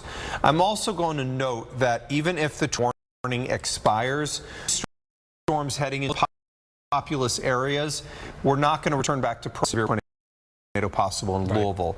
So we're going to stay with this and move this all the way through Louisville, because we do have that severe with tornado possible here for Metro Louisville. Now that area with the strongest winds is on 71 near LaGrange. It is approaching I-265 in southern Indiana. This is going to be moving across the city, and you in downtown Louisville should expect this 6 to 7 minutes from now, because it's going about 60, which is what the cars will be doing on the highway. This is now in Prospect. This is now in Goshen, and this is now in LaGrange. And by the way, the tornado warning, it does look like was moved out of Carroll County. Yeah, out of Carrollton, but it still includes eastern Carroll County. So Carson area, Easter Day, you're still technically in it. However, Easter Day, I would say your tornado threat is entirely done. Langstaff, you're outside the warning. Worthville, you're still included in it, but I don't believe that you have a tornado threat any longer. I have seen east of Evie, south of Warsaw, toward Glencoe, there's a little bit of an uptick, just a tiny bit. But that's outside of our viewing area technically at this point. So while the warning still includes eastern Carroll County, Mark, I would say, I personally do not look at this and say I still think that Carroll County, except for maybe around Sanders, that'd be the only spot. I'm with you on that. Nobody else has any sort of tornado threat point. It's just the far eastern tip Sanders area. I'm with you on that one. This is the rotation is pulling out of county, Warsaw. Yeah, I think that you give them maybe 6 minutes, and they can probably pull Carroll County. I don't know that they're going to do that, but I also don't know necessarily that I would leave that warning all the way through 4:15 a.m. One of the things I'm a big proponent of is leave people under a warning if it's not necessary. Right. One of the things and one of the messages we get from our viewers quite frequently is, when can I go to bed? Yep. And we always like to give that concept of what all clear means. Carroll County, let's give it a couple more minutes, but the area rotation, as Matthew is scoping, is showing now, this is the Carroll County line right here, is now into and moving towards Warsaw. It's going to cross south of Warsaw along 35 here, State Road 35, but pulled out of Carroll County entirely. Matthew, let's spend a little bit of time now going back to Metro Louisville and what's going on here. And what I want to do is I want to track some parts of the line, not the whole thing. I'd like to go through some pieces here, and I'd like to start here for east? Absolutely fair. West east. Let's through Jordan. Let's make our move eastward. So what we do note, there's an area of storms that's developing ahead of this. What impact will that have? That may weaken the line. That was obviously what we would want and what we would hope, and that is something that we will obviously be watching as well. But that line that is developed right now, west end of Louisville extending southward through PRP towards New Amsterdam, needs to see if that's going to affect the intensity here. This is going to put it in Georgetown about 7 minutes from now, Shive minutes from now, Newburgh 19 minutes from now, which is going to be around 4:20. This is around 4:25, and Mount Washington, Fern Creek area, that's going to put it around 28 to 31 minutes from now. So these areas here, 60-mile-an-hour winds, 50 to 60 are probably going to be pretty likely. Let's now move a little bit further off to the east. This has now breached I-265 in southern Indiana with continued hard progress to the south. So where this was going east before, it no longer is. Now it's got wheels to the south. So Matthew's going to focus on the area from near LaGrange over through around Jeff. Jeff 3 minutes from now, St. Matthews. This is going to be around 7 minutes, which puts it around 4:10. This then goes towards J-Town at around 4:17. This is going to be in Fern Creek around 4:19. And this is going to be in Taylorsville around 4:30 or so. Strong to severe thunderstorm with winds coming through Metro Louisville. It is along I-265, crossed over the East End Bridge, and near Worthington right now along 22. There is another storm that's developed ahead of it. As I noted, my hope here is that'll weaken this one a little bit as it robs the fuel.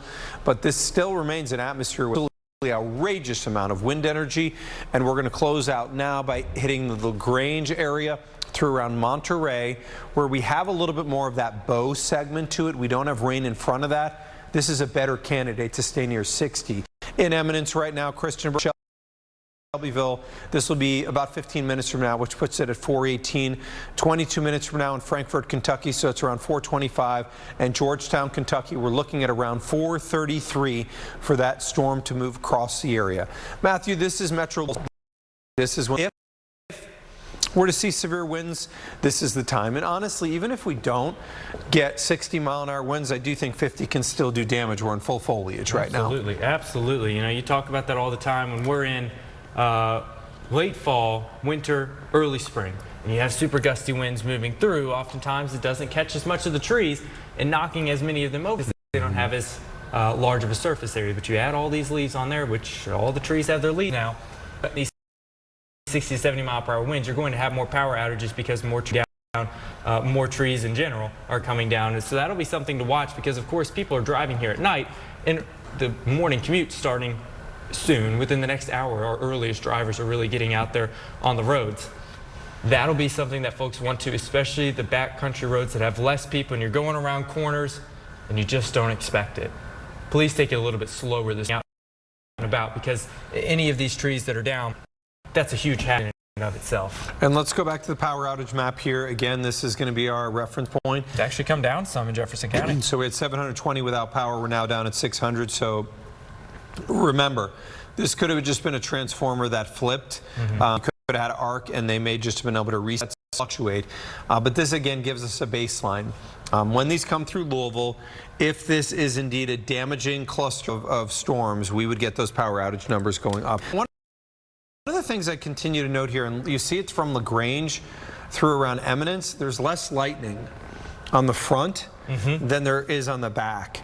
And that may also be that sign. We said near 64, we expect a pulse down, weakening, like getting weak, but it may be taking a step backwards just a little bit. And maybe instead of getting everything warned, maybe we will be moving into more scattered warnings, which I think has shown up in the data pretty well. That's the trend that we were expecting. It's the trend that we want to see in general. We haven't seen any, I know that we've got tornado possible tags on these warnings, but for a while. Correct. So I have not seen, as I'm looking over here on Analyst, I haven't seen anything that sticks out to me and says, there's a notch in the line that might produce a tornado. And really, when you look at the wind that's showing up, not really outrageous. We're probably going to see pulses of damage, and a lot of times when this is one of those, I'm just going to say one of those of wind. The front edge normally is extremely strong and intense, and you notice it's sharper from LaGrange through Monterey. When you go from LaGrange westward through Louisville, through Crandall, it shows that more kind of soft front edge. My hope again is that the rain near Valley Station, I would hope, is trying to take down the intensity just a little bit. Clear right now whether that will ultimately be the case. Looking at a Corydon, remember the storms are also approaching the Corydon area. We've got our camera in Corydon. You see the trees there. In fact, you can actually see on the courthouse, it does look like the anniversary. There are some American flags on there, and I don't even see those blowing around all that much. See the flagpole, that doesn't look ultra strong there in Corydon in any way, shape, or form right now. Yeah. You know, we mentioned this earlier, some super heavy rain has fallen already with some of these storms training over the same spot over and over. Some places up in northern Orange and northern Washington County have seen 3 inches of rain so far. That could lead to some flash flooding. Folks that are south of Bedford in Lawrence County, those that are south of Medora, Sparksville area, over in Jackson County. And I'm going to step outside, by the way, because I can hear this storm. Rain just getting in. Yeah, and I just want to take a look out there. So heading into our break room to look out the window.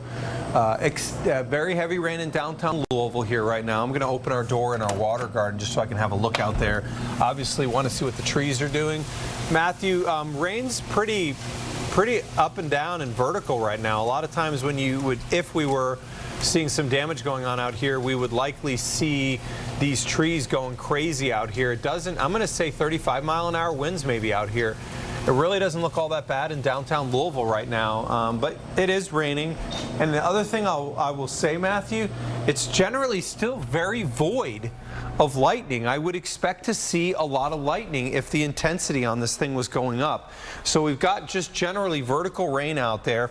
This is that area that's developing ahead of it. This is a good sign for Louisville.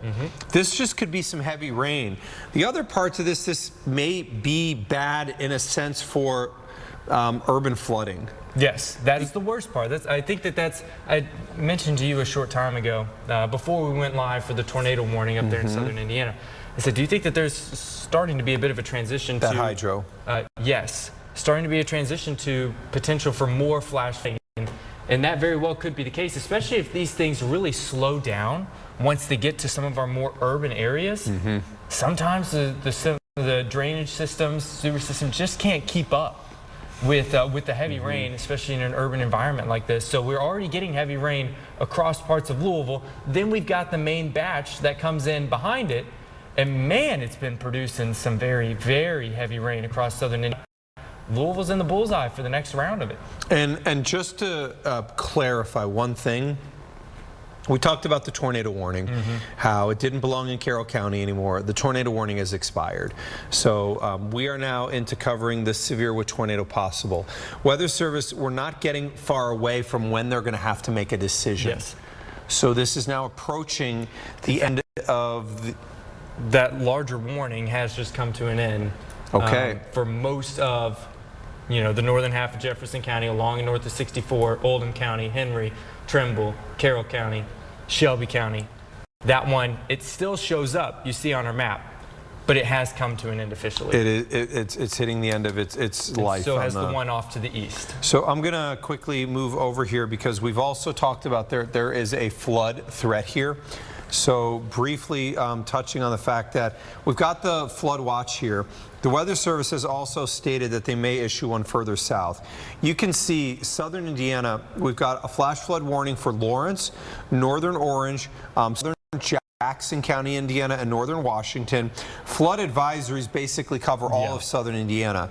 I suspect the Weather Service will quickly move us into a flood advisory also for Louisville. The argument here is Louisville floods very, very easily, and I can guarantee you this will be torrential. Getting some reports of outages now in Jefferson County, Indiana, Matthew, where we did have a tornado that was confirmed by radar that moved through earlier. Doesn't surprise me one bit that we just got a report of 7,100 people without power in Jefferson County, Indiana, especially because that storm was moving into Madison. Now, it didn't look like there was a tornado on the ground in Madison, but we still had some super fast moving 60 to 70 miles per hour. So wouldn't surprise me to see if a lot of these are in the Madison area, but especially for those where that tornado touched down, you're going to have quite a few power outages. And just getting, I asked on social a little bit earlier, I said, are you in Madison? What are you seeing? Are you getting any damage? So Hanover, somebody said that there is some wind damage in Hanover. They specifically noted that it took out a chicken coop and a tree on the back porch. So there's a tree on the back porch.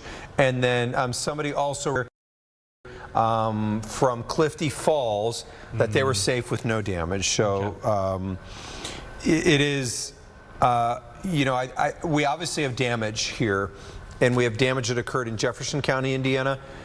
We have damage also here that occurred in Jackson County, Indiana earlier, which appears to be probably the most substantial damage that we know of right now. Because this is 4:12 in the morning. Right, the sun hasn't come up. We can't see everything that's happened. We don't know all the different, not as many people are out on the roads. So we don't know where all of these trees are going to be down at this point. But when you have a house that, as was reported by city officials up there in Jackson County, they said blown away. I mean, that is just a clear sign of something of an intense tornado that happened up in that direction. So we have the flash flood warning here for the northern part of our area that we noted earlier. The severe, I just want to see where we stand on these because I believe we just got a new one. We did for parts of southern Indiana. So this is going to be the warning here. Yeah. Newest warning now in the group here. I'm going to put on the information just so you can get a sense of where we are. I just always want to make sure that we're hitting the correct warning. There we go. So this is 60 mile-an-hour winds and 3/4 inch hail or smaller. Hail's not really the concern here. Crawford, Meade under this. Harrison is under this. parts of Floyd under this, parts of Orange County under this, Washington County, Indiana, and Meade County, Kentucky. This warning obviously covers a large area. Then you have the warning on the east side here. This one has another 90 seconds, which will be interesting to see. I know that dropped off of our other radar product. I think they canceled it.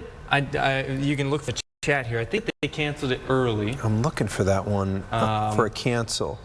Let's see, they expired. Okay. Which means and then expired. I gotcha. So it is technically another 60 seconds, but it will indeed drop off unless the Weather Service sees a reason to re-up. And at this point, based on radar trends, I don't see that. Now, the one to the west that softening they did, for sure. Yeah, the one to the west that they just issued, that moving through Harrison County, and then also to the west, Crawford County especially. English, Birdseye, Milltown area, Marengo. You guys are going to be getting some very fast-moving winds, probably some of our highest. Those wind are gusts that we've seen way so far. stronger going into English right now. So Birdseye to English, that is an area that's going to have these 60 to 70 mile per hour winds potentially. And you know, we're going to start getting those reports of the power outages in that area. I wouldn't be surprised to see quite a few trees down. As you mentioned before, Mark, we've got the foliage, you've got the leaves.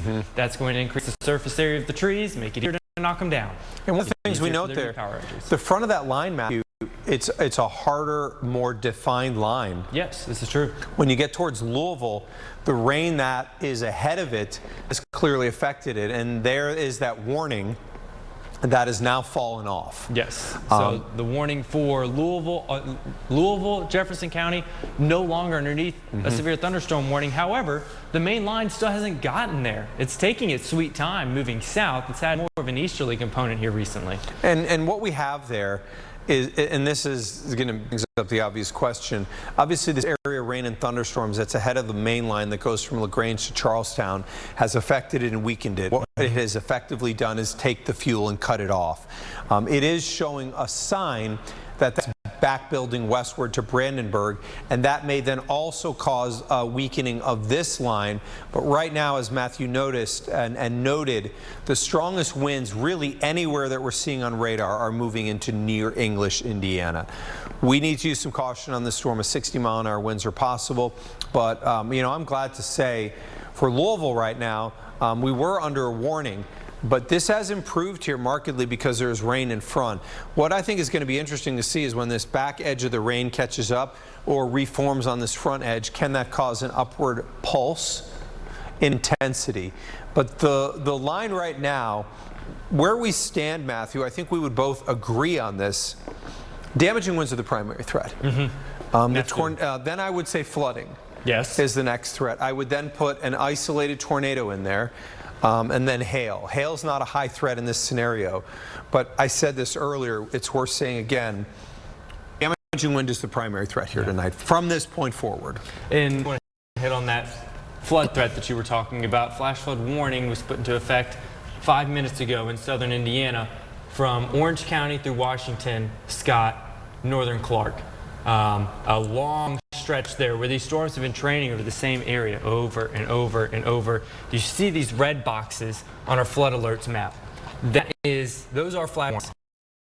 The one that's included from Orange County all the way over through Clark, Scott, and of course Washington in between. We've already seen 1.5 to 2.5 inches of rain, another ½ inch to an inch possible, especially in the southern half of that box. And you know, I just really hope that folks that run across flooded roadways, especially at night, you look at it and you just say it's not worth it. I'm turning around. Mark, we do have a new severe thunder warning that's come out the Kentucky side, and it's for the leading edge of the storms, the eastern half of them. With the more defined front edge on there. Barely Touches southeastern Oldham County. Imminence, not included in this technically, but south of it. It's all of Henry County, or Shelby County, I should say. And then those that are east, Frankfort, Georgetown, Sadieville, all the way to Cynthiana. Those are the spots that are going to see now potentially 60-mile-per-hour winds. And this Is this severe or severe with tornado It is possible? just severe. By the for way, they 60 did mile per issue a hour winds. downstream tornado warning past New Liberty, obviously beyond our viewing Well area, but that outside. includes the Williamstown area. Yeah. So I'm just going to put up the warning here, the one for our area. Let's make sure that we get it always will go after the highest end warning. So for Franklin, Scott, Shelby, this is 60-mile-an-hour winds. This does not note tornado possible, which of course is what we would prefer. This is not far from our Simpsonville site. So again, since we have a camera here, let's have a look. Now, this one obviously being dark is going to be a lot harder to see anything, Yeah. and really not giving us a lot of help here at What night. winds do we have coming out of that? Are we able to? Yeah, absolutely. Let's just see. And it'll be interesting because the winds Southwest will go 17. northwest once that goes by. Yeah. We would expect a wind change in the direction. This is the view in Louisville. I had some viewers here. There were some in southern Indiana that missed out on the heavy rain we saw last week, and I know that this has been a spring where people have been desperate for rain or desperately to stop the rain. It feels like it's been an extreme on that. And those in southern Indiana, like around Clarksville, that did not get a lot of rain, or Sellersburg, out of the last one, you're doing fantastic right now. And this should do really well in Metro Louisville. Yep. Don't be surprised. I mean, we have a plethora of these flash flood warnings and flood advisories, especially. We're going to start to see those pop up across the metro here soon, because we're already getting some heavy rain in the metro, but then we're going to tack on the really heavy rain coming in from the north. So more of these flood advisories and flash flood warnings coming up here soon. So Matthew, I'm going to show this, and let's take this across our area because it's worth tracking where we are and where these storms are indeed going. Still fast movers here as they're rocketing off to the south in the neighborhood of 40-45 miles an hour. Yeah. So Shelbyville, within 5 minutes, some of these fastest moving winds, upwards of 60 miles per hour, are going to be moving into your area. You're for sure going to hear that rain beating on your windows, and then some loud thunder as well.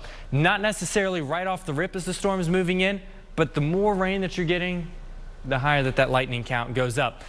10 minutes for Frankfort, Harrisonville. You guys, within the next 20 minutes or so, less than 30 minutes for Lawrenceburg. We're really starting to hear that rain beat down on the rooftop here at WDRB and in Louisville. And 30 minutes, Anderson City and Salvisa. You guys underneath 40 or around 40 minutes or so until it gets to you. Lawrenceburg just outside of that severe thunderstorm warning. But 60-mile-per-hour winds, and there's no tornado possible tag associated with that portion of the line of storms. We'll keep an eye on it. But it looks like, as Marcus said, it's transitioning over to a damaging wind threat rather than rotation within these storms. Look at some of these Rainfall rain rates, rates. I assume, yeah, is what you just pulled up here. And even out ahead of the main line, we've got rainfall rates upwards of 3+ inches per hour potentially. There's even higher rainfall rates for folks that are inside the main line. You're going to see a lot of these darker purples produce somewhere between 3 and 4 inches per hour. That's a lot of rain, especially when you get into the populated areas. So you're already getting it in Metro Louisville, maybe not downtown, the heaviest of it, but anywhere between 264 and the Gene Snyder. Super heavy rain falling right now. Then you get what's coming in from the north, and it's going to, again, throw down 3 to 4 inch per hour rainfall rates. And you put all that together, we could easily see 3 inches or more of rain. And that's why I think that flash flood warnings are likely, not just in southern Indiana where we have them now, but also across the metro. Then we go further off to the west. Mark, you've got this next warning already outlined for me, and I appreciate that. Ferdinand is on you right now, and within the next 10 minutes, Leavenworth. Those that are in Corydon, you've got less than 20 minutes until the storm gets to you. Now, I'm not saying that you have to be downstairs in the lowest level of the home because there's a tornado. That's not the case. When I'm saying the storm is heading towards you, I'm saying it's going to be bringing potentially 60-mile-per-hour winds, very heavy rain, lots of lightning. Heath, to give you guys about less than 30 minutes, Brandenburg, 35 minutes in Irvington. You guys, less than 45 minutes. Mark. So as we put this into motion, you get a sense of what this means here. Louisville, this is obviously in the metro right now. You can see what is really interesting about this is the wheels to the south are not fantastic. So this, as Matthew noted, can result in repeated strikes of heavy rain. My concern is going to be eventually, this is going to get some pause. and it's probably going to be somewhere near the parkways. Normally this will pause around daybreak. We know that the winds are still out of the south, so when it pauses, if we get repeated strikes, I think this could generate more flash flooding, and that is going to be something obviously to watch here. What we're going to do is stay with this. Look, it's 4:23 in the morning. An on-air question for you: Is your show already set and ready to go for the morning show? Things ready to go. We always, obviously, because we have to do the morning show, which starts at 5 o'clock in the morning. We need to make sure that graphics are built and everything's ready. Matthew came in at 2. We were doing a live video at that time in Studio C. We're obviously now doing a live video on TV. So if you're in front of your TV, obviously you can watch us. You could also. Mark also came in at 2, by the way. 2 yesterday. You could grab the phone. Yeah. Don't worry. We say this all the time. You know, I don't know about you. If anybody's ever asked you, I know you've worked some crazy long hours in your career as well. People are like, you know, how do you do it? And I just say, well, it's what we have to do. You know, I mean, you don't really. You don't really think about it, right? I mean, you know, you're not like, well, this is going to be a super long day. You just kind of are like, I need to watch the storms in this moment. You're focused on what's going on now and trying to make sure that we have the information that you need. I have found, at least for me, I start to get tired when it's over. Yeah. So like somebody said, well, aren't you tired? And I said, I'll have plenty of time for that this weekend. Yeah, there's all the adrenaline rush, and you're trying to be on top of your game and making sure that you're getting all the information. You're looking here, you're looking there, you're communicating everything you need to. And then when it ends, that drive home, you start to feel it. Yeah. And then the next couple of days you recuperate. And that's just kind of what we're designed to do, and we know that. We know the pace of it all. And we have a severe risk for tomorrow. This is not a massive severe risk. We feel that tonight's a greater severe risk. Yes. The tornado threat throughout the day today is going down very rapidly. It's weird I said tomorrow because, yeah, you can tell Matthew has woken up to a new day, and I am still on the same day. Yep. So in terms of severe, what we're going to do here is when we deem that the threat of even getting a tornado has come down markedly, we would probably exit out of the live coverage here. As it stands right now, Louisville, the chance of getting severe, because that area has developed out ahead, may protect us. It's also worth noting that may hurt us, because that may hurt us in generating more rain in Metro Louisville, because now you have that rain area that's over the airport in a highly urbanized area ahead of the line, and you still have the line. Yeah. That area ahead may be able to generate an inch and a half of rain, and then the area behind may be able to do the same. So this could set Louisville up for a flash flood threat, unfortunately, during the morning news. Yeah, I think a lot of folks across Louisville have already seen somewhere around a ½ inch of rain, and it's still, that heavy rainfall is still sitting over us. So, as you said, another ½ inch to maybe an inch before the front portion of the main line gets to us, because they're kind of congealing together right now is what they're doing. Exactly right. So we may get some brief breaks in downtown Louisville, but I do think that those that are between Watterson and Gene Snyder, you're probably going to have pretty consistent rain for quite some time. Yes. In the next couple of hours at least. And even downtown, I mean, we're hearing some of these really significant pulses. It's also worth noting that the winds above the ground are now at the 4 a.m. time frame around 55 to 60. They were close to 70 miles an hour. We expect in the next 2 hours for that to continue to slowly ramp down.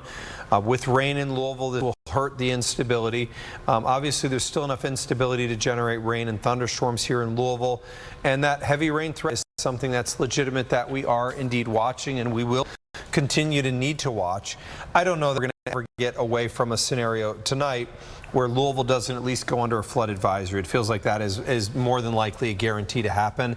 I'm going to pop up power outages here again on Louisville. We were at 600 last look, still at 600. Notable increase here in Oldham County. So you've gone from about 100 without power to 500. So that may be some damage that occurred from those thunderstorms moving through. And you've got some reports of damage as well to our north. Yeah, a lot of folks in Owen County in southern Indiana, Bloomington and Martinsville area, several homes damaged.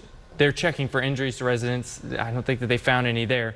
Jackson County Dispatch specifically saying no reports of injuries as of 4:15, which almost seems miraculous, because we did have a tornado touchdown last night in Jackson County near the Freetown area. We'll try and get an exact some of the exact roads, so we're going to send a reporter up there soon to get some of that first video when daylight comes out. But we are going up there. Okay. Yes, is my understanding. But when you hear from dispatch that a house was blown apart, or blown away, Yeah. No. and then no reports of injuries, miracle, thank God, you know. And hopefully that verbiage of blown away is maybe it's not as bad. Maybe overdone. We You know, hope. that would be nice. But We don't every make the once in a while, reports. you know, sometimes it's because of the construction of the home. You're 100% right on that, and that's why we just don't know. I mean, I was watching it at the time. You know, my guess is rotation-wise would support maybe EF1, just based on what we saw on radar. But you know, we'll see. This scenario did have a ceiling that we could get an EF2 tornado, so that is something that it was and is possible. But the day, you know, the light of day will tell the story. I want to see our camera out of Corydon, and normally when we start to get strong winds, this camera freezes. So I am actually going to look. It's still got But it's still moving. raindrops and everything. Yeah, it's all. So it's just not that strong of wind. You know, like I said, the camera network is something that is exceptionally valuable when we can actually see exactly what's going on. Shelfie! Yep. Shelf cloud coming through the Louisville area. Oh, right now. I wish it was sunlight. So what you see here, look at that. You can see the shelf cloud very clearly on our camera approaching downtown Louisville. So what this is the nose of the gusty winds. It's not that it's severe. In fact, shelf clouds more often than not are not severe. But it's approaching, and oh, that is awesome. Look at the turbulence on that shelf cloud approaching right now. I can't tell if there's mammatus under there or not. Usually it's going to be on the underside of an anvil. Would agree. I think that's the turbulence of the shelf. Yeah. Really a great shot. This camera, have you noticed the low light sensitivity on this one? It's pretty nice. Right? It's really, really good. Brand new, good upgraded stuff. Yeah, we're fortunate our bosses let us get weather toys. So we're still under warnings. Yes, for those that are in Crawford County, you've probably got the fastest moving winds right now, around 60 miles per hour, crossing over 64 within the next 10 minutes or so. It's not really zooming to the south by any means. In fact, it's got more of an easterly component, and that's why we're worried about such heavy rain falling over the same areas. If it was moving just due south at 60 miles per hour, you get a quick half-inch to an inch. But when you're talking about an easterly component to it, well, now you start to up that to maybe an inch to 2 inches, maybe upwards of 3 inches, and then we're going to see more flash flood warnings come out most likely. So English, you guys are, man, just have been pounded over the last 5 to 10 minutes or so with the really heavy high winds. Bird's Eye, it's moved through your area. Again, it's getting ready to cross over 64 and down into Perry County. Ask the Weather Service here, because the watch expires at 5 a.m. Yeah. What the plans are. Do they intend on letting it go? Do they intend on getting a new watch? So what we know now is that a new tornado watch will be issued. Okay. For counties to the south, or is that going to include some of the counties that are still in it? They have not said that. They just got off the phone with SPC. Okay. They're saying a tornado watch is going to go out and be in effect until 11 a.m. So this goes a long ways. We're going to have to obviously watch these storms for some time here this morning, as we are under a tornado watch until 5 for now. Weather Service is in the process of working with the Storms Prediction Center for an additional watch until 11. And this at least speaks to the idea there's still a lot of wind energy out there. Absolutely. There still is fuel, and they do not feel comfortable on letting this go. And I think that I get it. I really do. The data definitely shows. I think it's still going to be more of a damaging wind threat. If it was me, my choice would probably be to go with severe thunderstorm watch. I think that's the primary threat. You know, one of the things, and I don't know about you, but I've always had we use the term a tornado watch means conditions are favorable for tornadoes. A severe thunderstorm watch means conditions are favorable for severe thunderstorms. Is it fair to say through all the way to a.m. that conditions are favorable for tornadoes? For tornadoes, or could we get a couple? of tornadoes. This is one of those that I struggle with. There's a new tornado warning that just came out for the English area. So now we're back into tornado warnings. Good catch as we were viewing that. New tornado warning just issued. This is just south of English. Let's get the latest information on a new warning that was just issued for our area. So tornado warning for Crawford, Du Bois, Meade, and Perry County. This includes a lot of locations that are under this tornado warning. Now, based on the way that they've drawn this, it's a little different. It's kind of hard to see exactly what they're looking at, but I think it's the spot north of Ferdinand. I'm 100% sure It's got to be the only place that I think that they're really looking at. 100%. That it is this hook that is along Indiana 162. That is near the Cayena area. That is heading towards Kitman's Corner, Doolittle Mills, and West Fork. I'm with you, Matthew. That's what the tornado warning's for. So we often talk about when we're looking at a long line of storms, hey, where are the notches inside these storms? The one that we're looking at right now is just east of 162, south of Cayena, as you said, Mark. There's a lot of lightning with it. It has been severe thunderstorm warning for quite some time for 60-mile-per-hour winds, but you don't see red and green here. And I don't know if we can switch over to maybe storm relative, Mark, if that would help her a little bit. I'm going to go ahead quickly on the analyst, Matthew. Okay. I'm just going to add storm relative motion into there. That'll work. That way we can get exactly what you want over there. So, again, this box is drawn fairly parallel with 64. This is the area that we're watching for potential rotations. So Cayena, it's kind of got an easterly trajectory. So instead of moving south, like these storms look like they want to be south, but I've said it multiple times, it does really have an easterly component as it's moving south. So a lot of this heavy rain leading to flash flood potential. It's also where you have circulation is probably going to be having an easterly component as well as it moves south slowly. So here you go. Mark's got it pulled up for us here. This is the area of rotation. The latest scan just came in. That right there, southwest of Birdseye, northeast of Ferdinand, directly between the two is where I think that we could potentially see a tornado form. Now, this is not the tightest rotation that we've had so far. It's fairly weak, honestly, but could warrant a tornado warning for at least a short time. Sometimes, we talk about long fuse warnings way downstream because we're highly confident that we're going to see a tornado for an extended period of time, or the storm is going to cycle through multiple times. This time around, when we're looking at shear values, they're really not very high, Mark. Not at all. So again, no. And they did verify, by the way, they did verify this is for the storm coming out of Du Bois County. So good. As soon as that warning came out, eyes immediately went to radar and velocity specifically to see where is the most likely rotation. It's hard to see when you're just looking at regular velocity. That's why Mark put in the storm relative motion, how the storms are moving, and we can actually work that out to now see our winds moving north and south toward or away from radar. So this is the area. If you go back one or two scans, Mark, when it's further north of Ferdinand, there you go. That is why the warning, and definitely warranted. Yeah. You go forward one. But it's come down in intensity. Yes, real bright, gate to gate, still there, but the latest one that's come in, it's not quite as intense. So lower confidence with this one that a tornado will actually be produced from this, or has been.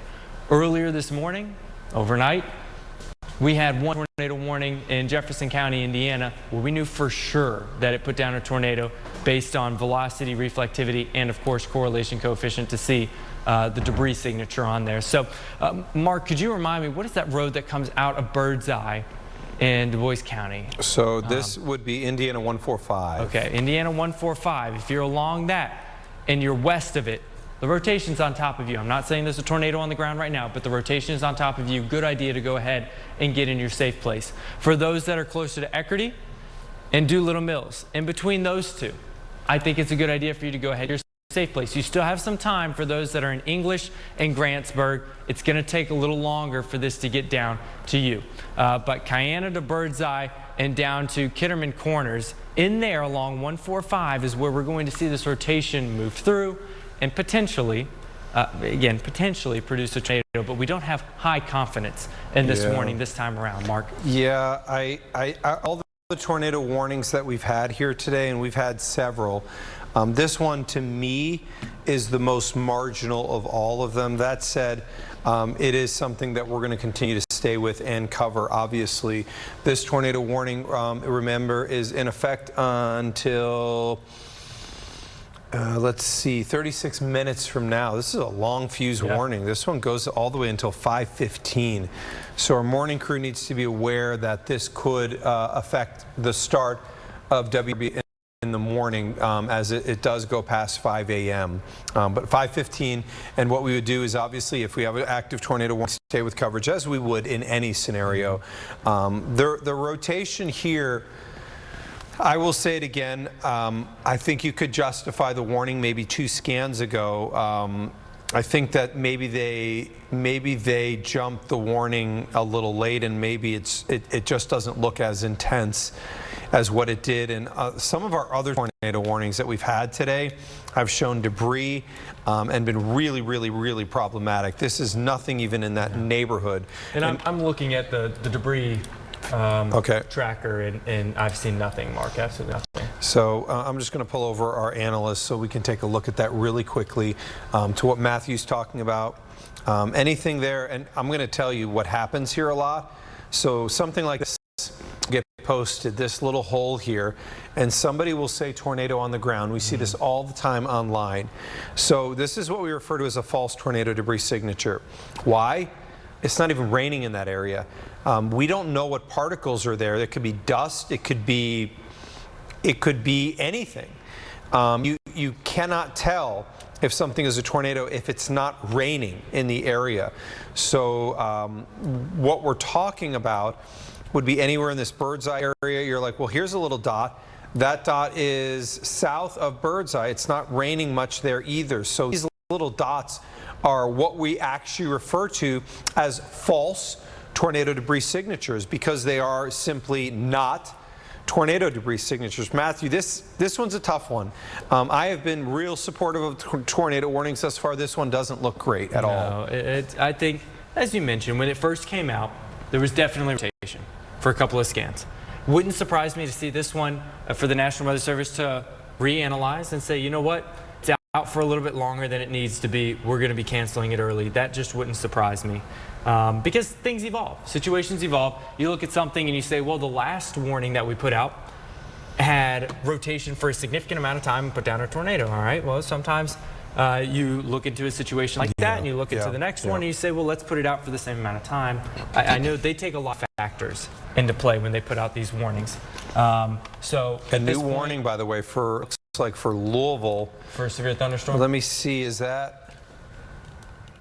Yeah, Louisville, they just issued a new warning for Louisville here. Okay. So severe thunderstorm warning now. Let me just get the tornado off here. This is for 60-mile-an-hour winds. Yep. This is moving through the core of Metro Louisville. So, you know, this is our morning commute, my friend. If your morning commute takes you out early, Louisville, the whole county now will have gone under a severe thunderstorm warning by the time this comes to an end. So, you know, whether we get damage or not, we will have to see. Let's go back here. We've been watching this. We're up to 400. There we go. So that has to be why. An extra 1,000 people without power from where we were just 10 minutes ago. And Oldham County's up 75 more. So the Weather Service is right. You got to issue a warning on this one because we have damage that has occurred in Louisville. The extent, we can't tell at 4:40 in the morning. Our news crew will be reaching out and trying to assess that. The other thing I'm also noting here is that this is starting to expand these flood issues. It is just something that we have alluded to and we were confident would be a problem, and we're seeing expansion here.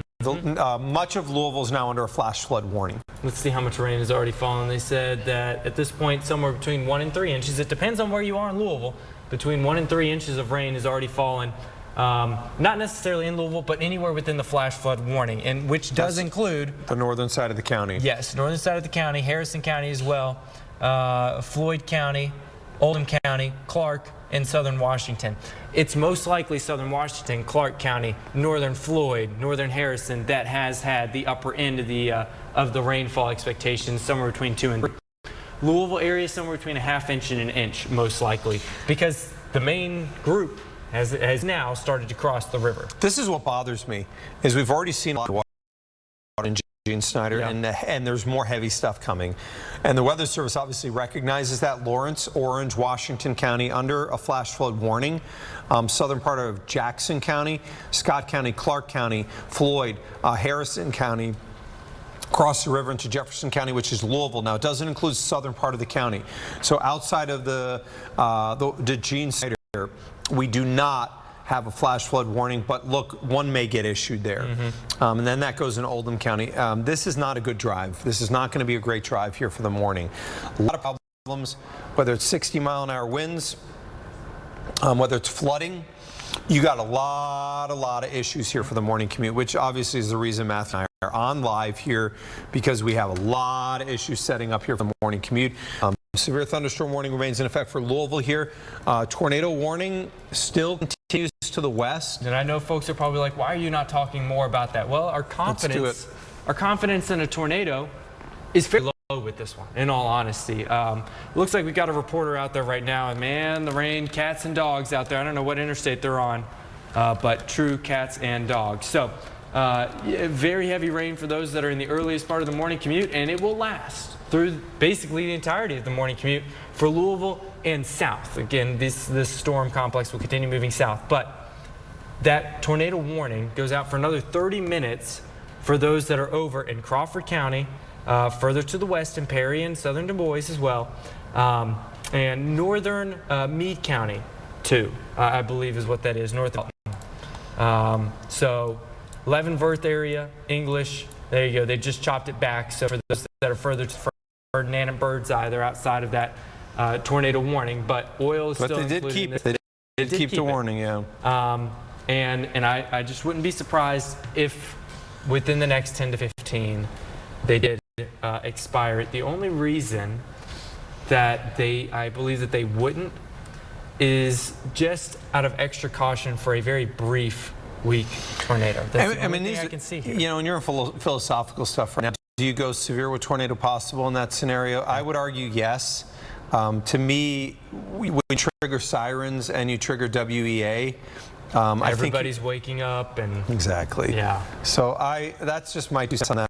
But look, I mean, this isn't a day where we have had severe weather. It is a deluge right now in downtown Louisville, and also we've got crews heading north. Is it possible to take the shot of our crew heading north? Are they going north on 65 right now? There you go. This is what people's drivers is going to look like this morning, Matthew. This is tough stuff. This is not easy stuff to be driving in any way, shape, or form. The roads are going to be hard to lift. We're getting flash flooding that is ramping up. We've got obviously a lot of lightning out there. We've got 60-mile-an-hour winds on a warning here in Louisville. Just simply put, this is not an ideal if you're heading out early out on those roads. Remember, we've got 528 people without power in Oldham County. Louisville's up to 1,528 without power as we head back over to weather graphics.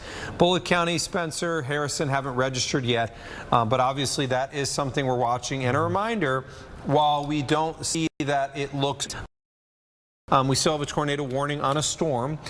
If you want to call it rotation, arguably it's going to be near the Doolittle Mills area, but it does not look good. No, it's not real tight.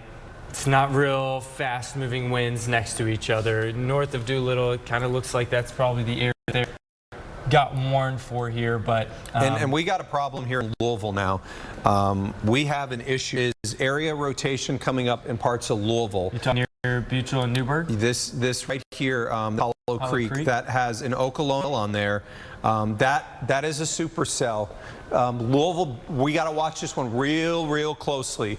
We've got an area of rotation that is coming up here as we move towards Louisville. I want to let production know no lights on the weather wall right now, so we do have to get the lights turned up on the weather wall. We've got a supercell thunderstorm. You will notice very clearly near the hook on that storm. So with a hook on that storm, we have to be real careful. And coinciding with where that hook is, you can see we've got an area of rotation. So hook, rotation. That we've got to watch closely. We'll see the evolution here. Complicated There it stuff. goes, Mark. They There issue it tour here. on it? Yeah, let me show you. I'm going to pull I up knew this was our coming. I storm knew view. this. There's our storm view, and I've already got it pulled up. Okay, knew this was going to happen. That turned into knew we had a problem. You're under a tornado warning. Sirens will be going off here momentarily. A lot of people are going to be coming in right now wondering what's going on. Why are the sirens going off? There is a tornado warning here now for Louisville. The area of rotation here is very, very close to Newburgh. And what we have is a supercell that is formed ahead of the line. Matthew, if you could, let's pull off the scope here. Sure thing. And I want you to see we've got the main area of rain that's in the northern part of the county. And then you have this cell here. So Newburgh through around Fern Creek. Let me say very, very specific. This right here is going to be the Gene Snyder. So Gene Snyder, this is the Smyrna Road exit here.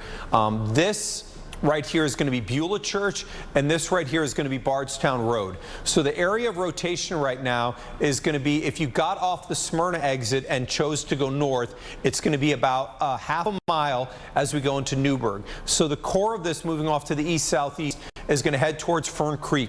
You got to be careful if you're near the Walmart, Fern Creek. This area is exactly where that rotation is going.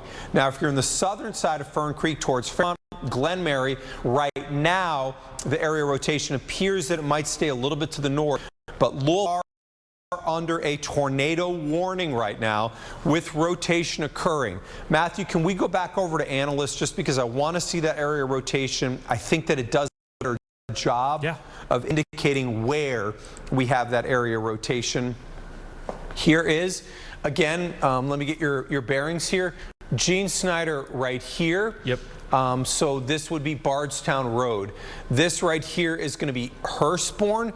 So that area rotation, the Walmart off of the exit here for the Waterston onto Bardstown Road is right in this area. The Kroger is going to be Walmart. right here. What was that? Cedar Springs, Walmart, Kroger down in that direction, the Circle K. And what I would like to do is I'd like to this back a couple and then forward just so we can verify exact motion. Oh, yeah. So I'm going to go back a couple scans. I'll have to zoom out just a touch. Okay, so let's just again get the exact motion. Let's move it forward now. All right, so 1, 2. Okay. Yeah, so this is going to go basically right over that Walmart. It'll go right over the Cedar Walmart. And then you can kind of go up a little bit further off to the north here near Fern Creek High School. So this is the area that we're going to need to watch. Road's going to be over in that direction, I believe. In fact, this is my old neighborhood there. Fern Creek High School is going to be right there. Exactly. The Bear Nose Pizza in that direction as well. So this is the Family Fun Center, like little putt-putt place, is up in that direction. It is in that place area. Yeah. So if you recognize some of those, you're waking up this morning. There's some storage units. I think Extra Space storage unit is over in that direction by the Putt-Putt Center and the Papa John's. From that Papa John's down through the Cedar Springs Walmart, anywhere along that part of Bardstown Road, go ahead and get into your safe place. I think that's the best thing that you could do right now. Yeah, and the area rotation, unfortunately, we're getting some bad gates in here. Yeah. But the area rotation here is going to be, and there's a new scan coming in. So this is now basically approaching that Fern Creek area. So when you go north on Bardstown Road, you kind of know where it starts to turn a little bit more towards the west. This is going to be north of where the Dairy Queen is, right where Bardstown Road turns. That's where we have the area rotation. Matthew, I would like to look here. I don't know that we're going to get any help here in terms of damage if we're seeing a confirmed, but can we look at correlation coefficient? I can do that for I think you, it's going to be tough to see because of the orientation of how this is. Yeah. So right here, Fern Creek, Hollow Creek, you can see on the map. Fern Creek, Hollow Creek, tornado, it would be in this area near Hollow Creek. I am not seeing anything in there that says tornado on the ground. Me neither. The unfortunate thing here is some of that velocity data is contaminated with signal to noise ratio issues. It's too much. I don't want to go into the science of it right now, but it is contaminated a little bit. I think service has been real nervous on these because the rotation has come up quickly on some of the storms. Worth noting that the tornado warning for Crawford County has now been canceled. That's what I wanted to say. I'll head up there to the green screen real quick, Mark. So the tornado warning was supposed to go out quite a bit longer. I think about 5:05 or 5:10 for Crawford County. That has been expired. So everybody that was underneath the tornado warning that was in the Birdseye and Ferdinand area in Du Bois County, that has expired. That's why we weren't hitting that so hard. We knew that that rotation had come down. We saw at least a brief blip of rotation with a small supercell that had formed ahead of the main line in central and southern Jefferson County. Here the sirens going off downtown. This goes off for the entire county, even if you're not underneath the tornado warning. So if you're in downtown Louisville, there is not a tornado threat for you right now. The area of rotation, and Mark will zoom in on analyst if you want to, or on storm view. Either one is fine by me. I'm going to take it. Will be fine. What storm view is showing, Matthew, better is just the simple structure of it, but neither of these are doing a really good job of the rotation. So this is in the Fern Creek area. So you're hearing sirens in PRP, you're hearing sirens in Shively, you're hearing them up in Prospect. No, it's the Fern Creek area where we have this area of rotation. You can barely see a bit of a hook. It did have a supercell shape just a few scans ago. It's crossing over Bardstown Road within the next few minutes, right at that intersection with 265. So as I mentioned, from Gene Snyder, the Cedar Creek Walmart, the Republic Bank, the Cracker Barrel down in that direction, up north to the Putt Putt Center, and Bear Nose Pizza, Extra Space Storage, Papa John's, that intersection with Fairground Road. Anywhere from Fairground Road down to the Gene Snyder, go ahead and be in your safe place in the Fern Creek area. This is where the rotation is. It's crossing over Bardstown Road within the next few minutes. It'll be over in Hopewell within the next 12, Route and 17, and El South Park is going to be in the next 26 minutes or so. So again, it's not a crazy signature on radar right now, but it is the southern side of the storm. It had a little tail to it for sure, and some rotation had shown up at least briefly in the Newburgh area, but it has come down some in Fern Creek. In fact, actually, Mark, I may be amiss for saying that it's come down some. We've got a bad feed coming into the southern side. I think it's been steady. I don't think it's been superb, but it's in a highly populated area, and I think that the Weather Service is going to be more sensitive in this scenario. Absolutely, and that does tend to happen sometimes. It's not that you're more focused on a well-populated area and you're trying to give them more attention. It's just that there's more potential for damage and life to property damage to property and life-threatening situations. Have more lives in an area. Mark, I know that you're familiar with this area. Yeah. This is exactly where I grew up, and that's why I know some of these places so well. Fern Creek High School, obviously, right in that area that I was talking about. Middle of the night scenario, people are waking up right now, and you're like, what is going on? And Matthew, by the way, I'm going to step to the back door just so I can open it, because we can hear those sirens just wailing in the downtown area. Grateful that you guys are with us right now.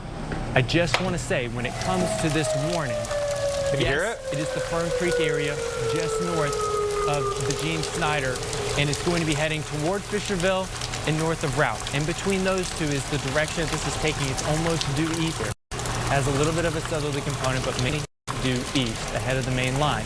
The main line is catching up to it, so it'll overtake it here soon and eat it up.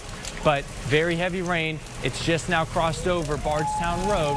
So for folks that are along Seatonville Road, if you're south of Billtown Road, especially in that area, you've got a tornado warning and the highest likelihood for a tornado. So if you're in J-Town, in Hurstbourne, Middletown, Eastwood, you're underneath the tornado warning. That's not where we've seen the rotation. It's specifically Fern Creek, Billtown Road, Seatonville Road,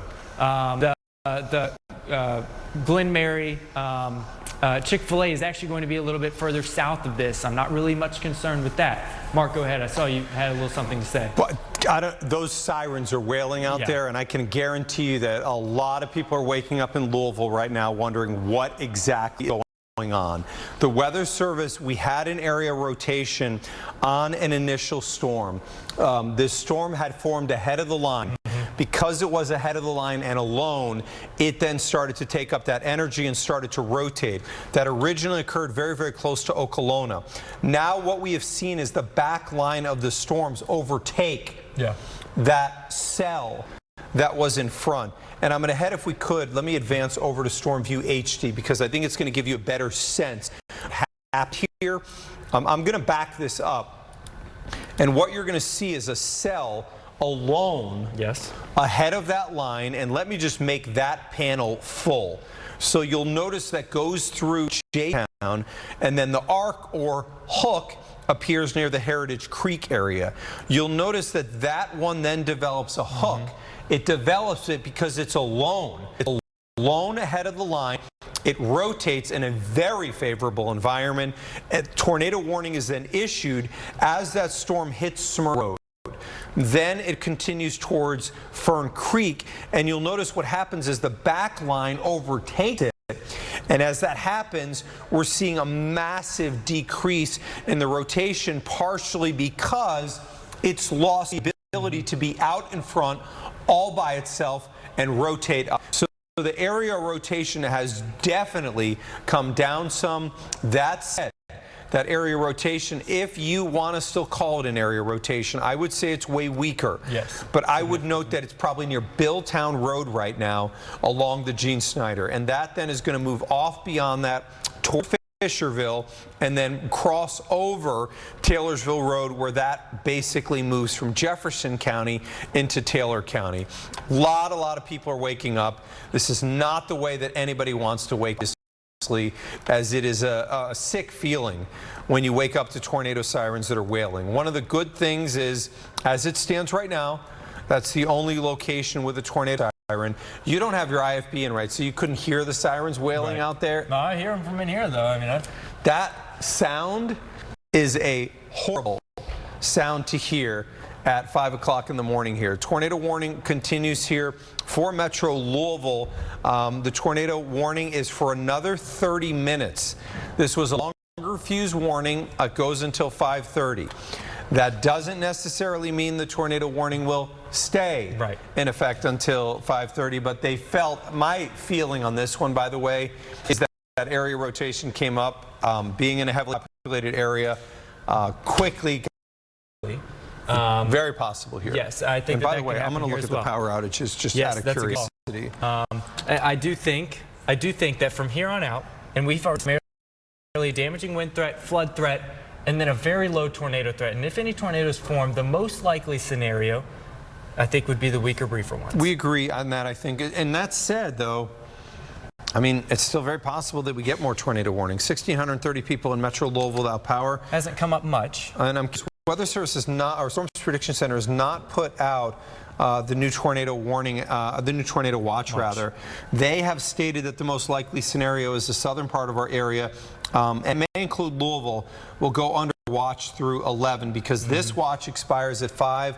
That said, hasn't come off our system just yet. No, and that's kind of, I'm just checking both of the ways that we get them. Have not. Weather Service as saying that there is still some rotation aloft. Okay. Not overly concerned. They noted that it's on a higher tilt at a Metro Louisville, but I'm going to make the argument here. Just again, my personal feeling is what the circumstance allowed this to form. If the cell was uniquely alone. Once it got overtaken, you basically now have seeded the updraft of that storm. What happens is it'll rain really hard in that area, and normally the updraft, the line of the storm, which sustains the rotation, so that instance or circumstance which allowed that rotation is no longer there. Right. So it's not to say that it's impossible, but Matthew, to your point, we're now really starting to generate a flat line. Yes.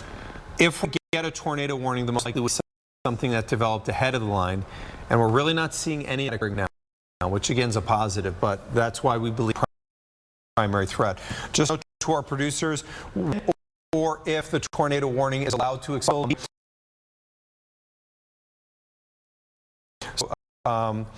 We will move over to Candace and Lindsay. One, if the tornado warning is allowed to expire, and by the way, say hi to them. Hello, ladies. I don't get to see you guys very often. Good morning. I don't normally see Candace and Lindsay because I did see Lindsay quite frequently when she divorced us on the night side and moved over to the morning show, and I don't blame her one bit. We're all one big family. We are.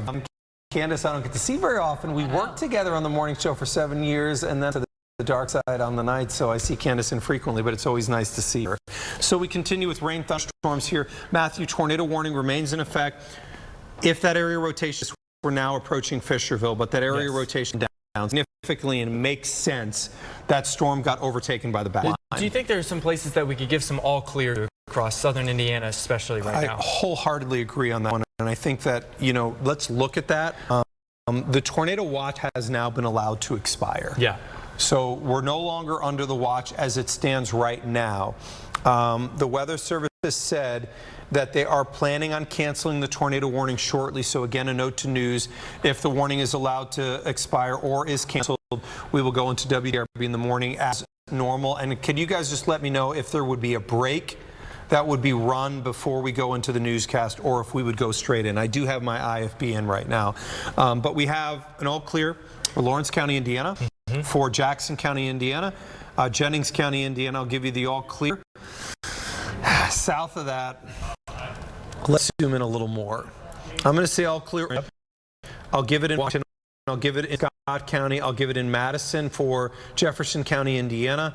That's not to say it won't rain more later today. Yeah, and I'll give it all clear on this one for Carroll, and then Trimble. And beyond that, I'm not ready to do all clears on any of the rest here. I think that the severe threats come down markedly for those that are further north of 64 in some of our southern Indiana counties. But if you're especially south of 64, Kentucky, it's just really starting to get started for you. Same thing for Harrison County, Crawford County, down into Perry as well, south of 64. It's just now ramping up. We've shown in a few different times this morning, and winds hadn't quite picked up. I wouldn't be surprised now if we were to pull up that camera that the winds are starting to whip out in that direction. PRB, it's just gotten to you. J-Town, it's been moving through your region over the last few minutes, and that tornado warning has officially expired for Jefferson County. And before we exit that, let's just show you quickly here, flooding is a legitimate threat. Absolutely. If you're hitting the road right now, you need to be seriously careful. Flash flood warnings go from Lawrence County, Orange, Washington County, include southern Jackson County, and Scott County, includes Clark, includes Harrison, Crawford County, and then crosses the river, including Metro Louisville, which would be Jefferson County, Oldham County, and I believe a sliver here of Trimble County. Tornado warning, as Matthew noted, has been canceled. We're going to take a quick break. After that break, we will start WDRB in the morning.